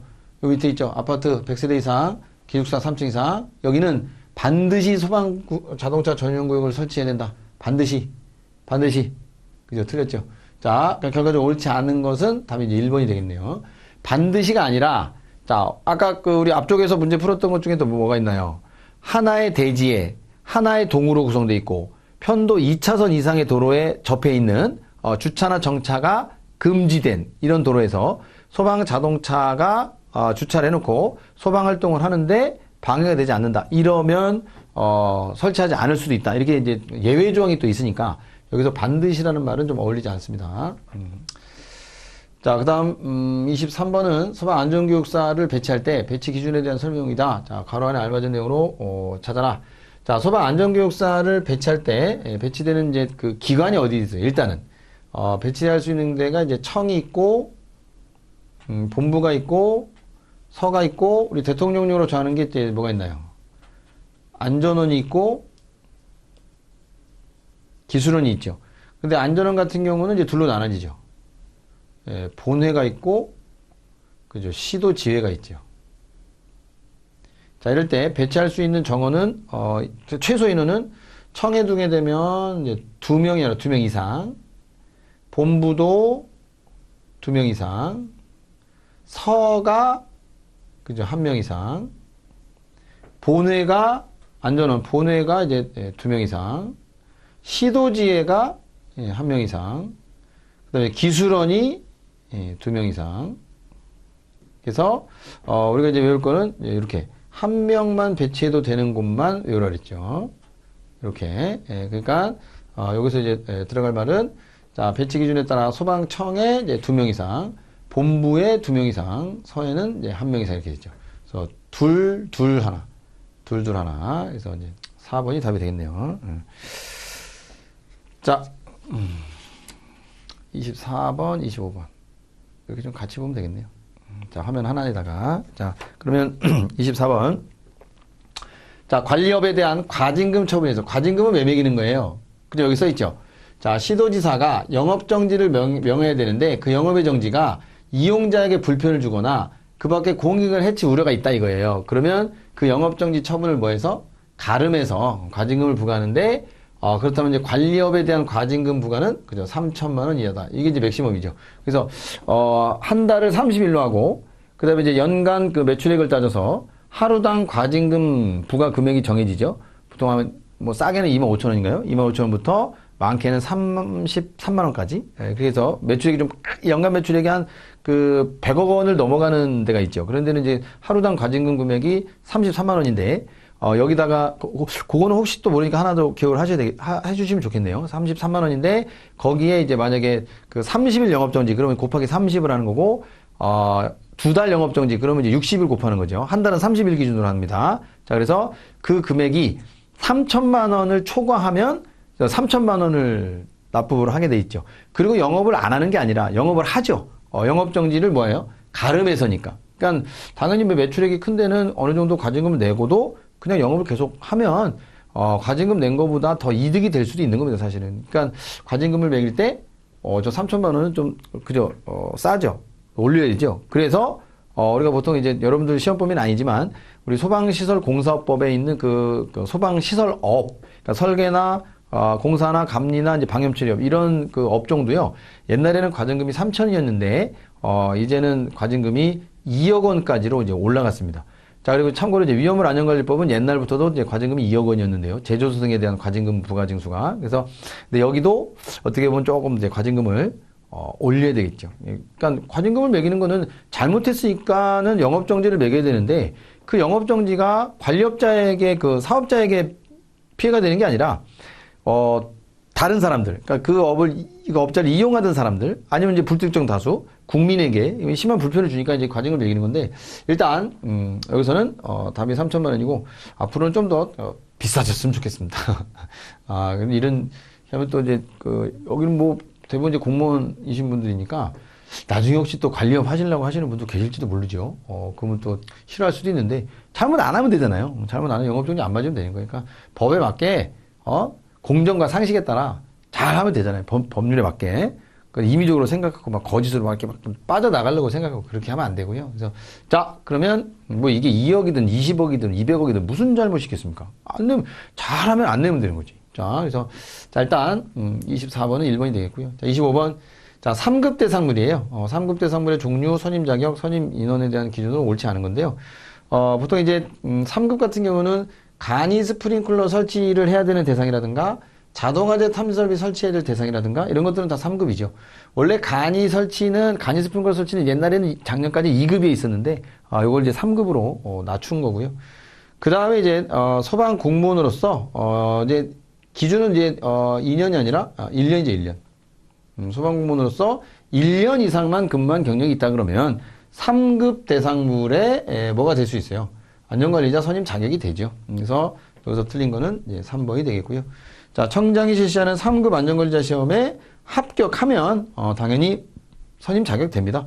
그리고 선임 인원은 항상 안전관리자는 2명, 3명 필요 없어요. 그러니까 법에는 1명 이상이니까 1명이면 충분합니다. 자, 이렇게 해서 자, 3회차 동영 모의고사까지 확인을 좀 했고요. 자, 정리 잘 하시고 4회차에서 만나보도록 해서 이제 2회차 정도 남았는데요. 힘내시고 뭐 힘 안 내도 열심히 하시겠지만 하여튼 마무리 잘 하시고 자, 4회차 때 뵙도록 하겠습니다. 자, 수고하셨습니다. 자, 챕터 3 소방교 문제 풀이 들어가도록 하겠습니다. 자, 1번 문제, 무염화재에 대한 설명이 아닌 것을 물었습니다. 자, 무염과 무염에 대한 얘기잖아요. 불꽃이 있느냐 없느냐는 에 대한 얘기죠. 그래서 연기가 나고 빛이 나는 신부화재는 무염이죠. 신부, 뭐 표면, 발염, 뭐 이런 것 다 무염화재에 대한 얘기가 되겠습니다. 자, 폴리우레탄 재질의 매트리스 이런 것도 무염화재가 되겠습니다. 연기만 솔솔 나고 알불만 있으면서 타들어가는 것이죠. 어느 일정한 조건이 맞으면 출하가 되겠지만 일단은 내부적으로 알불 형태로 타들어가는 것이죠. 무염화재라고 할 수가 있습니다. 목재화재와 같은 나무 조각은 유염입니다. 불꽃이 있는 것이죠. 석탄 같은 거 이런 것들은 무염이 되겠습니다. 그렇죠? 그렇게 해서 일단 답은 3번이 되겠다. 불꽃이 있느냐 없느냐 간단한 문제가 되겠습니다. 다음 2번이 되겠습니다. 플래시 오버 발생 전 징후와 특징이 아닌 것을 물었습니다. 자, 플래시 오버가 뭡니까? 화재 진행에 있어서 발화점이 있는 것이고요. 그 다음에 프레임 오버가 있다고 했습니다. 그 다음에 백드래프트가 있다고 했고요. 그 다음에 뭡니까? 그 다음에 롤오버가 있습니다. 그 다음에 프레시오버가 있고요. 그 다음에 채성기로 넘어갑니다. 그 다음에 여기가 성장기가 되겠고요. 그 다음에 감퇴기가 될 것입니다. 여기서 백드래프트가 한 번 더 있는 것이고요. 자, 이러한 상태에서 프레시오버가 여기 있는데 프레시오버 발생 전에 있는 징후가 아닌 것을 물었습니다. 고온이 발생한다고 되어 있습니다. 자, 프레시오버가 하기 전에는 반드시 자유연소가 있으면서 동시다발적으로 화재가 발생되기 전에 고온이 발생하는 것이죠. 그 다음에 프레임 오버 현상이 관찰된다고 했습니다. 프레시오버제는 롤오버 현상이 관찰되는 것이죠. 천정 지붕으로 성큼성큼 뛰듯이 구르듯이 각 층, 각 방으로 천정을 통해서 전달이 되는 것입니다. 롤오버 현상이니까 이건 틀렸습니다. 프레임은 여기 시작 단계에 발화가 되고 시작되기에 바로 프레임 오버가 일어납니다. 벽과 바닥이라고 얘기했습니다. 일정 공간 내에서 전면적인 자유연소가 맞습니다. 프레시 오버 현상은 자유연소다. 그죠? 백드래프트와는 다르다. 설명을 했죠. 실내 모든 가해물이 동시다발적으로 불이 붙는다. 프레시 오버의 딱 정상입니다. 특징이 되겠습니다. 답은 2번이 되겠고요. 다음 3번 문제를 보겠습니다. 자, 소방활동 검토 회의에 대한 문제 꼭 한 문제씩 나옵니다. 자, 도로는 옳은 것을 물었습니다. 도로는 그것을 센티미터로 한다. 도로는 미터로 표시합니다.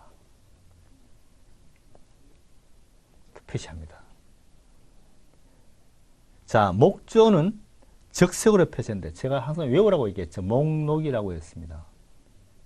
목록. 목조는 녹색입니다. 방황이라고 그랬습니다. 방황한다. 방황. 방황 맞습니다. 이것은. 내는 뭡니까?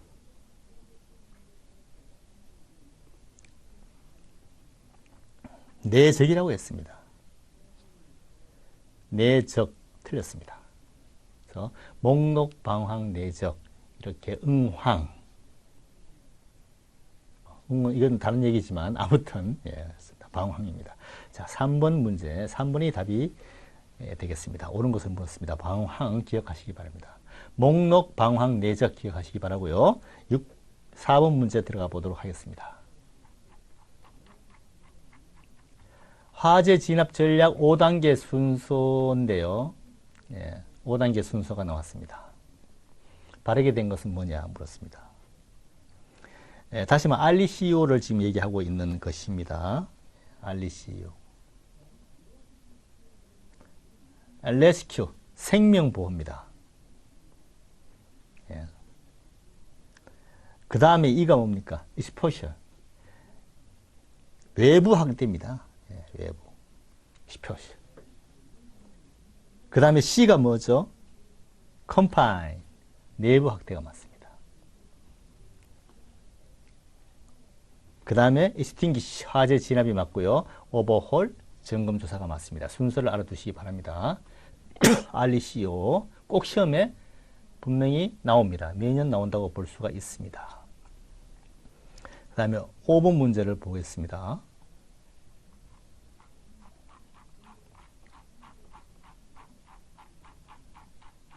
건물 붕괴 위험성 평가에 대한 얘기가 되겠습니다. 자, 모든 건물의 구조상 위험성이 다 있습니다. 자, 내화조는 바닥 붕괴라고 했습니다. 틀렸습니다. 자, 준내화 구조 1등급이고요. 2등급이 되겠습니다. 준내화 구조는 뭡니까? 준내화 구조는 철제 구조의 지붕입니다. 이것이 준내화 구조의 붕괴 위험성이죠. 벽 붕괴는 이것은 조족조입니다. 3번이 맞습니다. 자, 경량목 구조는 뭡니까? 경량목 구조는 벽 붕괴입니다. 이것도 벽 붕괴입니다. 자, 일단 내화조는 바닥 붕괴입니다. 왜 그럴까요? 내화 구조는 바닥에 철근 콘크리트 내화조, 거기에는 안에 철근이 격자로 들어가 있고 콘크리트를 입힌 것이잖아요. 화재가 나면은 철근과 콘크리트의 열평점 개수가 다릅니다. 철근 한 20% 정도 높죠. 그래서 이것이 틀어지기 때문에 콘크리트는 균열이 가는 겁니다. 그래서 바닥 붕괴가 위험합니다. 준내화 구조는 철제 구조의 지붕이죠. 내화 구조의 지붕을 씌운 거잖아요. 트러스트 구조로. 그래서 이것이 붕괴되는 것이 위험합니다. 세 번째 조족조는 벽돌로 싼 거잖아요. 미장을 하고 이것은 열을 받으면 팽창돼서 불룩하게 튀어나오게 되고 여기다 물이 소방관들이 물을 써서 물이 들어가면 여기서 벽이 붕괴되는 것이죠. 그런 원리입니다. 그래서 3번 벽 붕괴가 맞습니다. 6번을 보겠습니다. 구조 대상자 운반법이 되겠습니다. 구조 대상자의 부상 부위가 가슴 부분 또는 허리 부분의 경우는 피한다. 구출 거리가 짧은 경우에 활용한다고 되어 있습니다. 자, 보겠습니다. 자, 여기서 이것은 뭐와 관계가 있느냐? 1인 확보 운반 구출과 관계가 있습니다. 왜냐하면 우리 1인 확보 운반 구출은 짧은 거리에 들어가는 거거든요. 대부분 다 짧은 거리에 들어가는 건 맞습니다. 그러나 1인 확보 구출은 허리에다가 잡는 거잖아요. 내 겨드랑이에 끼고 간다 그러면 좀 이상하지만 겨드랑이에 이렇게 잡고 가는 거잖아요. 그래서 이 허리는 조심해야 된다. 허리를 피해야 된다고 나와 있는 거예요. 허리로 잡고 가기 때문에. 그래서 1인 확보 운반 구출 이것이 답입니다. 자, 양쪽 겨드랑이 잡아서 당겨 구출도 짧은 거리입니다. 자, 그다음 소방식 운반, 어깨에 메고 가는 소방식 운반은 장거리가 되겠습니다. 등에 업고 가는 포복 구출도 짧은 거리입니다. 짧은 거리와 장거리가 뭐냐도 구분할 필요가 있습니다. 그것도 시험에 나올 수가 있거든요. 자, 7번 보겠습니다.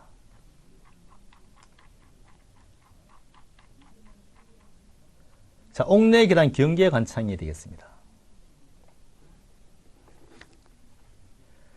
하점층의 계단실을 통하는 방화문을 개방하고 하점실의 창을 파괴한다고 되어 있습니다. 창을 파괴한다. 자, 옳은 것을 물었잖아요. 자, 보세요. 이렇게 건물이 있으면은 이해를 할 수가 있어야 됩니다. 계단이 있는 것이죠. 자, 그럼 하점실이 있습니다. 하점실. 여기에 통하는 방화문을 폐쇄를 해야 되죠. 관창을 배치하기 위해서는 이걸 폐쇄해야 됩니다. 폐쇄하고 하점실의 창을 파괴를 해야 되는 것이죠. 이렇게 하면 이 연수 확대가 되지 않고 이쪽으로 연기가 빠져나가는 거예요. 개방한다고 했으니까 틀렸습니다. 자, 그 다음에 옥탑 계단실의 문을, 여기 문을 폐쇄하고 이걸 개방해야 되겠죠. 이걸 개방해야만 연기가 이쪽으로 빠져나가서 연기가 빠져나가는 겁니다. 자, 여기는 방화문으로 다 막았다고 생각하고요. 연기가 이렇게 빠져나가는 게 맞습니다. 틀렸습니다. 개방해야 됩니다. 그 다음에 지상층의 계단실을 통하는 방화문을 개방하고요. 이렇게 개방을 하고 그 다음에 연기의 유입을 막습니다. 자, 지상층 계단실을 통하는 방화문을 개방을 해서 연기의 유입을 막는다. 이것도 이걸 얘기하는 것이 아니라 지상실로 통하는 문을, 자, 지상층의 계단실로 통하는, 직상층이죠. 그렇죠. 좀 이상하다 했더니 제가 잘못 봤습니다.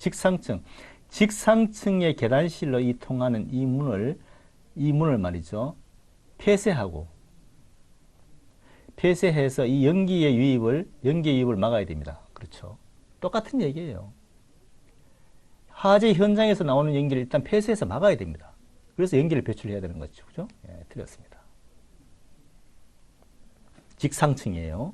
그 다음에 하점층 방화문의 외층 및 상층의 계단실 부분을 중점적으로 견착한다. 이거는 무슨 얘기냐면은 하점층이 있으면 여기에 하점층의 외층 및 상층의 계단실, 부속실, 여기를 중점적으로 경계하는 게 맞아요. 자, 하점층 여기에 화재가 났습니다. 여기에 있는 계단실과 그 직상층의 계단실을 확보해서 경계 관찰하는 게 맞고, 요 바로 밑에는 뭡니까? 여기는 현장 전진 지휘소가 설치되고요. 요 밑에는 뭡니까? 대기소가 들어갑니다. 여기는 뭡니까? 엘리베이터가 여기까지 들어올 수가 있습니다. 소방 호스는 여기에 바로 하층의 옥내 소화전을 이용해서 올라가야 됩니다. 이렇게 해서 올라가야 되는 것이죠. 자, 그 정도 이해를 하시고요. 그 다음에 8번을 보도록 하겠습니다. 자, 8번은 유리파괴 얘기가 나왔습니다.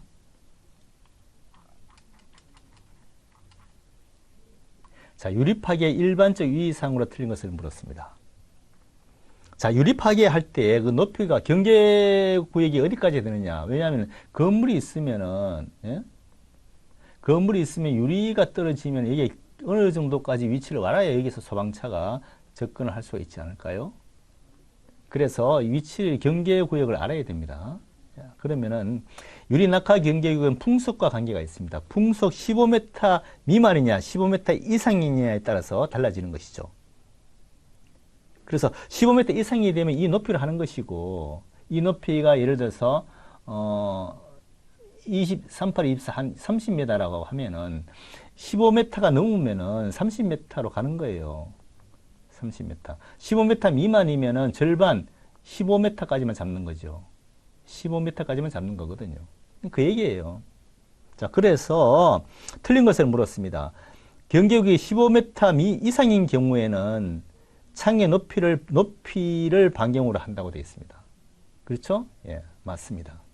그 대신 15m 미만은 2분의 1로 한다고 했습니다. 맞는 거예요. 자, 백드래프트 또는 트래시 오버를 일으킬 염려가 있습니다. 그렇죠? 그래서 보통 보면 창의 측면으로 가라고 되어 있습니다. 우리가 창을 파괴할 때, 창을 이렇게 해서 파괴할 때는 측면으로 가서 상층을 때려야 됩니다. 정면으로 있으면은 화재가 튀어나와서 다칠 수가 있어요.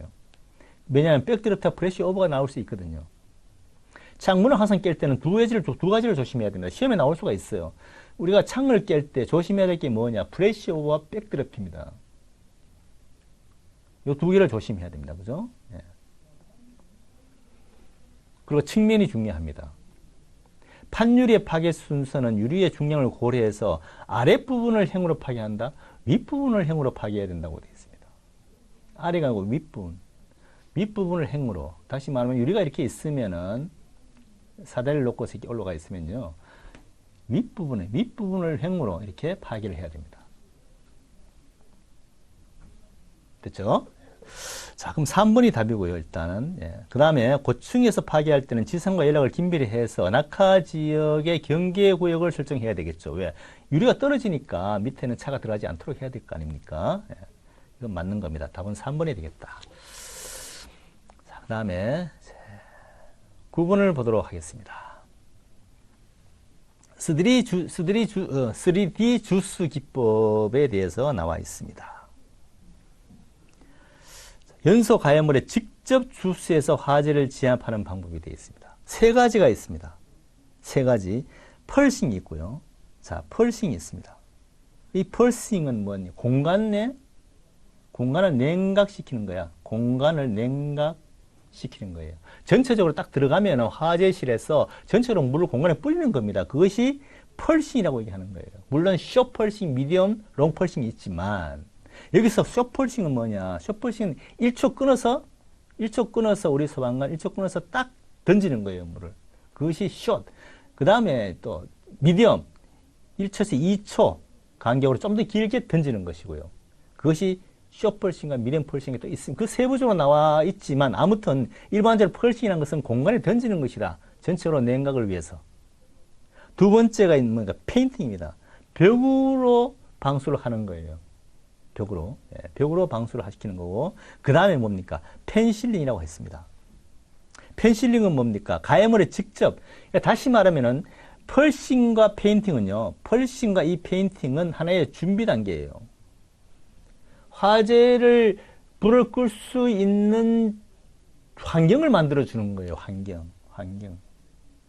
그 다음에 세 번째, 직접 불을 소화를 시키는 것은 펜실링이란 말이죠.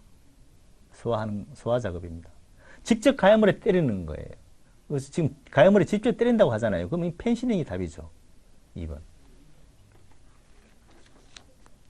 됐죠? 예, 그렇게 이해하시면 될 것 같습니다. 그렇게 해서 아무튼 펄싱에 대해서도 이것이 숏과 미디엄과 롱인데 미디엄은 이제 뭐 1에서 2초, 롱은 말이죠. 이제 우리가 보통 2에서 한 5초간 길게 쭉 물줄기를 던지는 것이죠. 예, 그렇게까지만 알아두시면 될 것 같습니다. 10번, 화재 현장에서 부상당한 후에 며칠 이내에 이 화재 때문에 사망했느냐, 이걸 지금 얘기하는 거잖아요. 3일이죠. 72시간. 3일.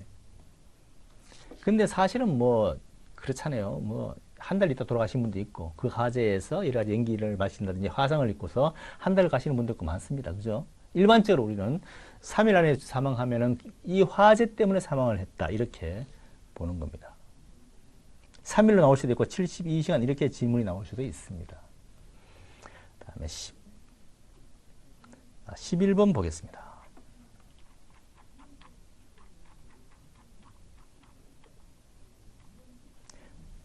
현장 활동에 있어서 구조 방법의 결정 원칙인데요. 자, 구조 방법의 결정 원칙 11번 봐주시기 바랍니다. 이 중에서 이 방법이 아닌 것을 물었습니다. 현장 상황 및 특성을 고려한 방법은 맞죠. 구조 방법의 결정 원칙에서 현장 상황을 고려합니다. 특성을 고려하는 게 맞아요. 자, 그 다음에 상태의 연속성은 좀 맞지 않습니다. 긴급성입니다. 긴급성이 맞는 방법을 찾아야 됩니다. 그 다음에 실패 가능성을 염두에 둬야 돼요. 실패 가능성이 가장 적은 방법을 써야 되고 재산 피해가 적어야 됩니다. 실패 가능성이 작아야 되고 재산 피해가 적어야 됩니다. 상태가 긴급해야 됩니다. 그 현장의 특성과 특징을 상황을 우리가 고려해야 됩니다. 자, 12번 보겠습니다. 로프의 신장률이 잘못된 것을 물었습니다. 자, 2년 전인가 시험에 한번 나온 적이 있습니다. 과거에는 우리 베스트에서 나왔죠. 가장 강한 거. 그죠? 신축력이 뭐 가장 있는 거, 뭐 이런 것들을 물었잖아요. 그렇죠? 그 다음에 인장 강도 이런 걸 물었습니다. 인장 강도, 뭐 신장률 이런 것들을 물었어요. 충격력 이렇게 물어서 베스트를 물었습니다. 그렇죠? 예. 그러나 지금은 또 조금 틀려졌어요. 예, 틀려져 가지고 내부에 싹 들어와 가지고 말이죠. 몇 퍼센트인가 이걸 또 물어요. 그래서 우리가 공부를 안 할 수는 없습니다. 지금 신장률이 잘못된 것을 물었습니다. 마닐라 3의 신장률은 10에서 15%가 늘어나는 게 맞아요. 자, 그 다음에 나이론도 20에서 34%가 늘어납니다. 자, 면은 나죠. 면은 4%가 아니고 5에서 10%예요. 폴리에틸렌은 10에서 15%가 맞습니다. 그래서 요 내용을 깊숙이 들어와서 과연 몇 퍼센트의 신장률이 있느냐 이것도 우리가 알아둘 필요가 있습니다. 물론 인장 강도나 충격력 이런 것들도 물론 순서가 또 뭐냐 물을 수는 있습니다. 그건 계속해서 물어왔기 때문에 이런 것도 알아두는 게 좋다. 자, 그 다음에 13번을 보도록 하겠습니다. 소방 안전관리의 특성을 물었습니다. 자, 소방 안전관리의 특성과 관계가 뭔 것을 물었습니다. 자, 안전관리의 특성은 뭡니까? 일단 적극성과 일체성이 있습니다. 요거는 무슨 뜻이냐 하면은 내가 화재 현장에 들어가는 데 있어서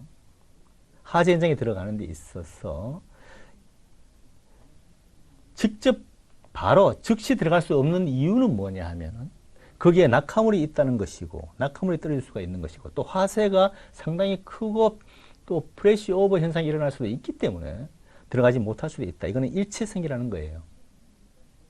그렇죠? 예. 또 반복성이라는 것은 뭐냐? 반복성은 뭐냐? 반복성, 계속성 이렇게 얘기하고 있거든요. 이것은 뭐냐면 우리는 현장에 가서 작업을 하고 또 돌아오면은 거기에 물을 채워야 되고 연료를 채워야 되고 장비에 또 다시 출동을 하는 반복적인 겁니다. 계속적인 거죠. 소방의 특성이 그렇습니다. 특이성은 또 뭐냐? 특이성이라는 것은 그렇습니다. 특이성이라는 것은 일체성이랑 마찬가지인데요. 특이성이라는 것은 뭐냐면 화재는 우리는 특이하죠. 예, 화재는 우리가 뭐 굉장히 위험성도 있고요. 들어갈 수 있는 데도 들어갈 수 없는 입장도 있고 바로 좀 더 기다리고 여유를 가지고 그럴 수도 있습니다. 그런 것들이 특이성과 일체성 가치를 묶어서 얘기할 수도 있는 거죠. 네, 그렇게 이해했으면 복합성 이런 건 없고요. 답은 1번이 맞습니다. 자, 그 다음에 로프에서 마디짓기에 해당되지 않는 것을 물었습니다. 로프는 말이죠. 마디짓기가 있고 그 다음에 뭐가 있죠? 결절 이어매기. 이어매기가 있고요. 그 다음에 있는 것이 움켜매기가 있습니다. 자, 이거는 결착이라고 그럽니다. 결착. 마디짓기는 결절, 이어매기는 연결, 이렇게 표현을 하는 것이죠. 세 가지로 구분할 수가 있어야 됩니다, 여러분. 그래서 마디짓기에는 뭐 어떤 것이, 마디짓기에는 뭐 옥매덕, 그죠? 그 다음에 팔자매덕, 이런 것이 있습니다. 줄사다리, 고전매덕, 이런 것들이 다 마디짓기에 들어갑니다. 마디짓기는 작게 하는 게 좋아요. 나비매덕. 나비매덕은 뭡니까? 로프 사이에 마디를 만들어서 거기에 뭔가 카르비를 걸고 이렇게 쓰는 것이잖아요. 고리를 만드는 겁니다. 작게. 이런 것들은 다 마디짓기라고 그래요. 결착이라고 합니다. 결절이라고 합니다. 결절. 바른매덕은 뭡니까? 이것을 연결하는 거거든요. 같은 로프와 롭끼리 연결을 하는 겁니다. 그죠? 같은 높이끼리 연결하는 것을 이걸 뭡니까? 연결하는 것을 이어매기라고 합니다. 이어매기. 제가 그럼 바른 매듭을 왜 그런지 제가 보여드릴게요. 잠깐만.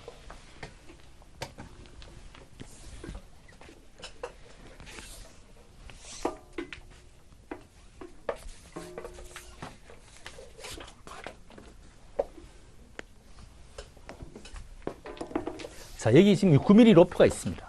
그죠? 자, 여러분들 쉽게 이해를 돕기 위해서 지금 우리가 이음액이 연결이라는 것은 발음 매듭이잖아요. 이것은 두 개 같은 로프, 굵기가 같은지 9mm끼리 같은 굵기의 로프를 이렇게 서로 연결해서 이렇게 묶는 이것을 이음액이라고 합니다. 발음 매듭, 이음액이. 물론 한김 매듭, 굵기가 다를 때는 한김 매듭을 쓰겠죠. 이음액이라고 합니다. 그러나 지금 우리가 아까 얘기한 결절 마디짓기라는 것은 이 가운데다가 뭔가 매듭을 만드는 것이거든요.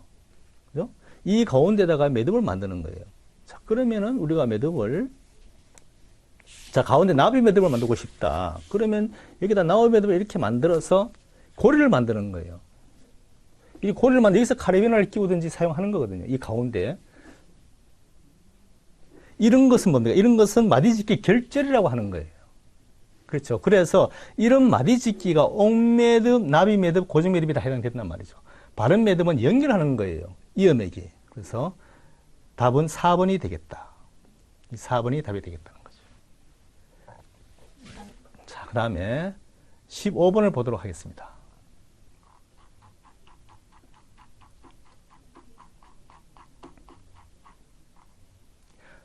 자, 차량 사고 구조 활동에 대한 설명이에요.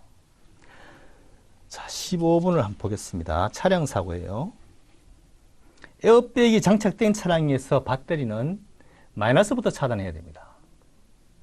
마이너스부터. 자, 누출된 기체 연료의 처리는 바람을 등지고 하는 게 맞죠? 그렇습니다. 그죠? 왜? 바람을 등지고 해야 되지. 맞바람을 받으면 가스가 기체 맞바람으로 오잖아요. 내가 맞게 되잖아요. 그래서 등지고 하는 게 맞다. 에어백 장비는 3개의 에어백을 겹쳐서 사용하는 것이 효과적이다. 에어백은 말이죠. 2개를 이렇게 겹쳐서 하는 것 이상은 효과가 없습니다. 어차피 효과는 똑같아요. 그렇죠? 에어백 밑에는 크고 위에는 작은 게 들어가야 되는데 처음에 부풀릴 때는 1번이고 2번이 부풀린다. 공기 뺄 때는 이것이 1번이고 이것이 2번이다. 이렇게 얘기했습니다. 효과는 같습니다. 3번이 틀렸습니다. 제한 속도가 60km인 직선 도로에서 사고 지점 후방 75m 지점에 유도 표지를 설치한다고 했는데 이거는 무슨 뜻이냐 하면 이건 맞는 얘기입니다. 자, 자동차 사고가 이렇게 났어요. 꽉 났습니다. 자, 사고가 났는데 여기서 말이죠. 여기서 60km 여기에 속도예요. 속도의 10%를 봐준다 그랬잖아요. 그렇죠? 예. 자, 그러면은 여기에 사고가 났으면 15m를 우리 소방활동구로 비워두는 거예요. 그 다음에 60km니까 60m를 봐주는 겁니다. 60m. 그러면 여기에는 뭡니까? 75m가 되는 겁니다. 거리가. 여기서부터 사고 현장부터 75m 거리가 되는 게 맞아요. 이 맞는 얘기라는 거죠. 다음은 3번이 되겠습니다. 16번 보겠습니다. 16번 화재 시의 건축물 붕괴에 대한 설명인데요. 자, 철근 콘크리트에 있어서 콘크리트의 열팽창률이 철근에 비해서 20% 작다. 맞습니다. 아까 제가 설명을 했잖아요. 내화 구조에서 붕괴 위험성이 큰 것은 바닥이다 그랬습니다. 바닥은 격자로 바닥에 철근이 들어가고 그 위에 콘크리트를 씌우는 거잖아요. 그럼 화재가 나면 왜 위험하냐 바닥이? 철근이 말이죠. 콘크리트보다 20% 더 팽창률이 커요. 변형률이. 그래서 이게 철근의 균열이 가고 무너지는 겁니다. 20%. 그러니까 다시 말하면 콘크리트가 20%가 작은 거죠. 그 다음에 화재 계속 시간은 목조 건물이 30분 저임에 비해서 내화조 건물은 2-3시간 또는 수시간 맞습니다. 화재가 급격하게 올라가는 것은 목조입니다. 이거는 30분 안에 이루어지고요. 건물은 내화조는 2-3시간, 수시간 이상 지속되기도 하는 게 맞습니다. 그 다음에 내화조 건물의 최고 온도는 목조보다도 800에서 1000도씨 전후가 많고 15분 정도면 최상기에 도달한다는 것도 맞죠. 예. 자, 붕괴가 예상될 때의 조치사항은 일반적으로 붕괴 안전지역은 건물 높이 이상으로 한다고 되어 있습니다. 근데 붕괴는 말이죠. 건물 높이로 하거든요. 보통 건물 높이의 1.5배 정도로 붕괴를 하는 겁니다. 그래서 이렇게 붕괴가 된다면 이게 50m라고 한다면 이게 붕괴될 때는요. 붕괴될 때는 50m면 75m를 보는 것이죠. 그래서 여기에다가 소방차를 배치하는 거죠. 그래서 대원이나 소방차는 1.5배 밖으로 벗어나다 이렇게 얘기하면 되는 겁니다. 자, 됐죠? 4번이 틀렸습니다. 자, 그 다음에 17번을 보도록 하겠습니다. 산에서 발생하는 안개에 대한 설명인데요. 산에서 안개를 만나면 이제 어떻게 해야 될 것인가? 안개는 말이에요. 산에서 안개는 입자가 크고 진합니다. 맞습니다. 산에서 안개를 만나면 말이죠. 기다려야 됩니다. 신속히 하산한다 틀렸습니다. 기다려야 됩니다. 왜? 시거치니까요. 산안개는 바람과 해에 의해서 시거칩니다. 이동할 경우에 큰 원을 그리며 움직여서 결국 출발점으로 계속 산에서 안개를 만나면 계속 돌던 길 계속 돌아요. 그걸 갖다가 링반대롱이라고 합니다. 맞습니다. 또 맞습니다. 틀렸죠? 예, 하산하면 안 됩니다. 기다려야 됩니다. 하산하다가 링반대롱이 올 수가 있습니다. 다음에 18번 보겠습니다.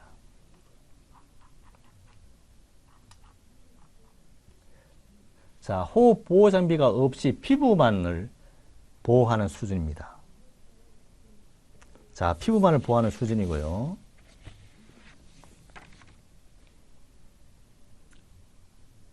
소방대원의 경우에 헬멧과 방화복, 보안경, 장갑을 착용한 상태에 해당된다 그렇습니다. 자, 일단 소방 공무원이 우리 활용하고 있는 방화복이나 면체라든가 공격기 이런 것들은 D급이라고 보시면 됩니다. 제일 좋은 건 A급이죠. 온몸을 전체 다 덮고 공격까지 다 덮어버리는 것입니다. 그것이 A급이라고 할 수가 있어요.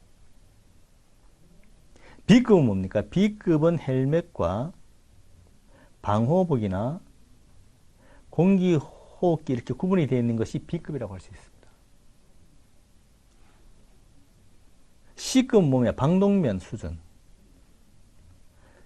C급입니다. A급은 일체형입니다. 예, 이렇게 알아두시면 돼요. 소방이란 말 딱 들어가면은 이것은 D급이다 이렇게 보면 될 것 같습니다. 19번 보겠습니다. 공기톱에 대한 얘기가 나왔습니다. 자, 공기톱에 대한 얘기인데요. 공기톱은 뭡니까? 공기톱은 철판을 자르는 거예요. 자, 공기톱을 철판 자를 때는 말이죠. 보통 일반적으로 셋톱이 들어갑니다. 셋톱날이 들어가는데 셋톱날이 들어갑니다. 똑같아요. 그런데 보통은 밀 때 하지만은 소방에 쓰는 것은 당길 때 하도록 병행을 시켜놨습니다. 그래서 전진이 아니고 후진이면 틀린 거예요. 후진 시에 절단하도록 되어 있다는 말이죠. 자, 공기톱은 철제나 스테인리스 이런 걸 자르는 거예요. 체인톱하고 다릅니다. 체인톱은 뭐죠? 체인톱은 목재를 자르는 거예요. 공기톱은 쇠를 자르는 겁니다. 절단면이 2개 이상의 톱니가 닿도록 해야 됩니다. 맞습니다. 톱날은 일반 쇠 톱날을 사용합니다. 맞습니다. 1번이 틀렸죠. 자, 20번 보겠습니다. 20번에 묵시적 동의에 대한 얘기가 나왔습니다. 명시적과 묵시적을 구분하라는 얘기가 되겠죠. 구분하라는 얘기가 되겠습니다. 자, 환자의 동의를 구할 수는 없으나 책임질 만한 보호자나 친척 이런 데 허락을 받는 것이다. 이것은 묵시적이라고 할 수가 있습니다. 환자의 동의를 못 받아. 왜? 나이가 어리거나 정신이 좀 이상하거나 그렇게 동의를 받을 수가 없죠. 그건 보호자를 통해서 받을 수 있는 거. 이건 묵시적 동의라고 할 수 있습니다. 응급의료를 받지 않을 경우에 예상되는 당신이 응급처치를 받지 않으면 바로 문제가 될 수 있어요. 이렇게 설명을 하고 받는 것은 명시적입니다. 이건 멀쩡한 사람이야. 네, 멀쩡한 사람이에요. 자, 쇼크, 뇌손상 이거는 묵시적입니다. 정상적으로 우리가 동의를 받을 수가 없어요. 묵시적으로 받아야 돼요. 의식 불명, 망상 이것도 마찬가지로 묵시적입니다. 답은 2번이 되겠죠. 자, 21번 보겠습니다. 폭력적인 환자의 의사소통입니다.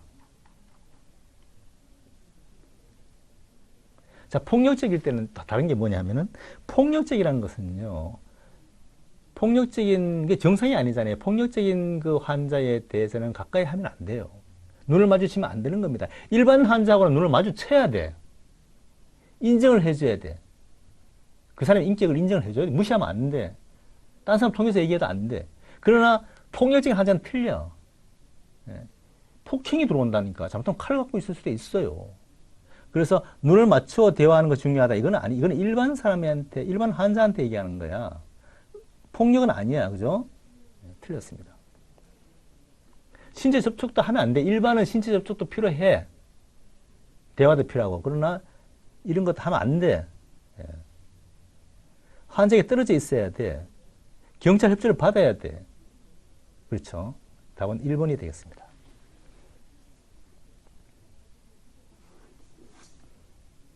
다음에 22번을 보겠습니다. 에이즈에 대해서 나와 있어요. 에이즈의 감염 경로로서 틀린 것을 물었습니다. 에이즈는 웬만해서는 감염이 되지 않아요. 그리고 몇십 년 동안 몸에 밖으로 나오지 않습니다. 잠재해 있을 수가 있어요, 에이즈는. 접촉한다고 되는 건 아닙니다. 자, 그래서 혈액을 통해서는 전염이 되고요. 소변 배설물을 통해서 되고, 주사 바늘에 대해서도 전염이 됩니다. 침습이 되니까. 피부 접촉은 되지 않아요.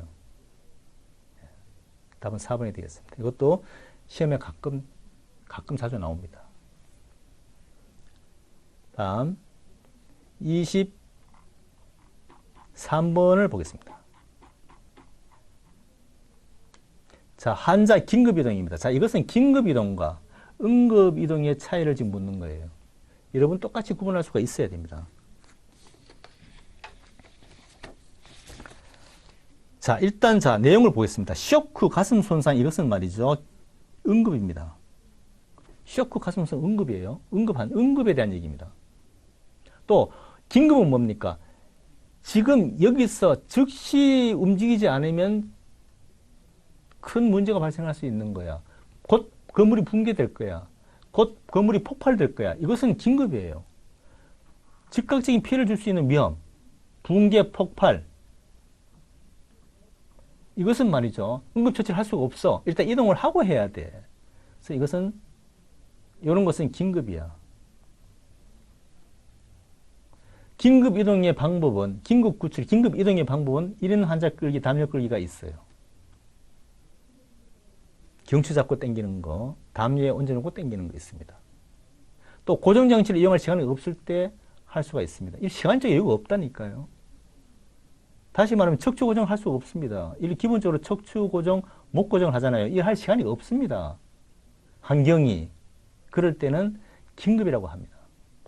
그러나 쇼크 가슴 손상은 응급으로서 이것은 목 고정이라든가 척추 고정을 할 수가 있습니다. 시간적 여유가. 그렇게 구분하시면 될 것 같습니다. 그 다음 환자 자세에서 좌측 위와 관계가 있는 것은 옆으로 눕힌다는 거잖아요. 관계가 있는 것이 뭐냐고 물었습니다. 자, 좌측 위. 머리나 척추 손상이 없는 무의식 환자는 좌측 위를 할 수가 있습니다. 예, 이건 좌측 위를 할 수가 있죠. 손상이 없잖아요. 그럼 좌측을 눕힐 수가 있죠. 있으면은 앙하위로 해야 되는 것이죠. 호흡곤란, 가슴 통증. 호흡이나 가슴 통증, 이것은 뭡니까? 이것은 좌위입니다. 앉혀놔야 돼. 그게 편해. 호흡곤란, 우렐성, 그죠? 머리 척추 손상이 의심되는 환자. 머리 척추 손상이 의심되는 환자는 앙하위를 해줘야 돼요. 그렇죠? 앙하위를 해줘야 돼. 똑바로 눕혀놔야 돼. 안 그러면 척추에 2차 손상이 또 갈 수가 있어요. 쇼크 환자. 쇼크 환자는 변형된 드린델름 퍼그 자세요. 자, 이렇게 해서 이렇게 눕혀서 여기에 20에서 30cm 정도 올려야 됩니다. 이것이 쇼크 환자의 자세 방법이에요. 자, 그래서 지금 뭡니까? 지금 좌측귀와 관계가 있는 것을 물었잖아요. 그것은 1번이 맞습니다. 그렇죠? 예. 다음 25번을 보겠습니다. 자동 제세 동기 사용 방법이 나왔습니다. 자, 자동 제세 동기 헷갈릴 수가 있습니다. 예. 자, 자동 할 때 심폐소생술 실시 후에 2분간 심폐소생술 하고 나서 2분간 제세동을 하는 게 아니고 2분간 분석을 하죠. 제세동에 대한 분석을 하는 겁니다. 틀렸습니다. 제세동 시행 후에 제세동 시행하고 2분 후에 심폐한다. 제세동 시행했으면 바로 심폐소생술 들어가야 됩니다. 바로 압박 들어가야 됩니다. 심폐소생술 2분간 실시한 다음에 즉시 제세동을 한다? 아닙니다. 정확한 얘기는 제세동을 시행하고 난 다음에 제세동을 시행했으면은 즉시 2분간 심폐소생술을 실시한다는 게 정확합니다. 가슴 압박부터 해서 30대 2로 2분간 심폐소생술하는 게 맞습니다. 2분간 하든지 아니면 5주기 하든지 해서 임무궤도가 들어갑니다. 임무궤도가 들어가는 거예요. 그렇죠? 자, 답이 4번이 맞습니다. 이렇게 해서 챕터 3 마치도록 하겠습니다. 수고했습니다.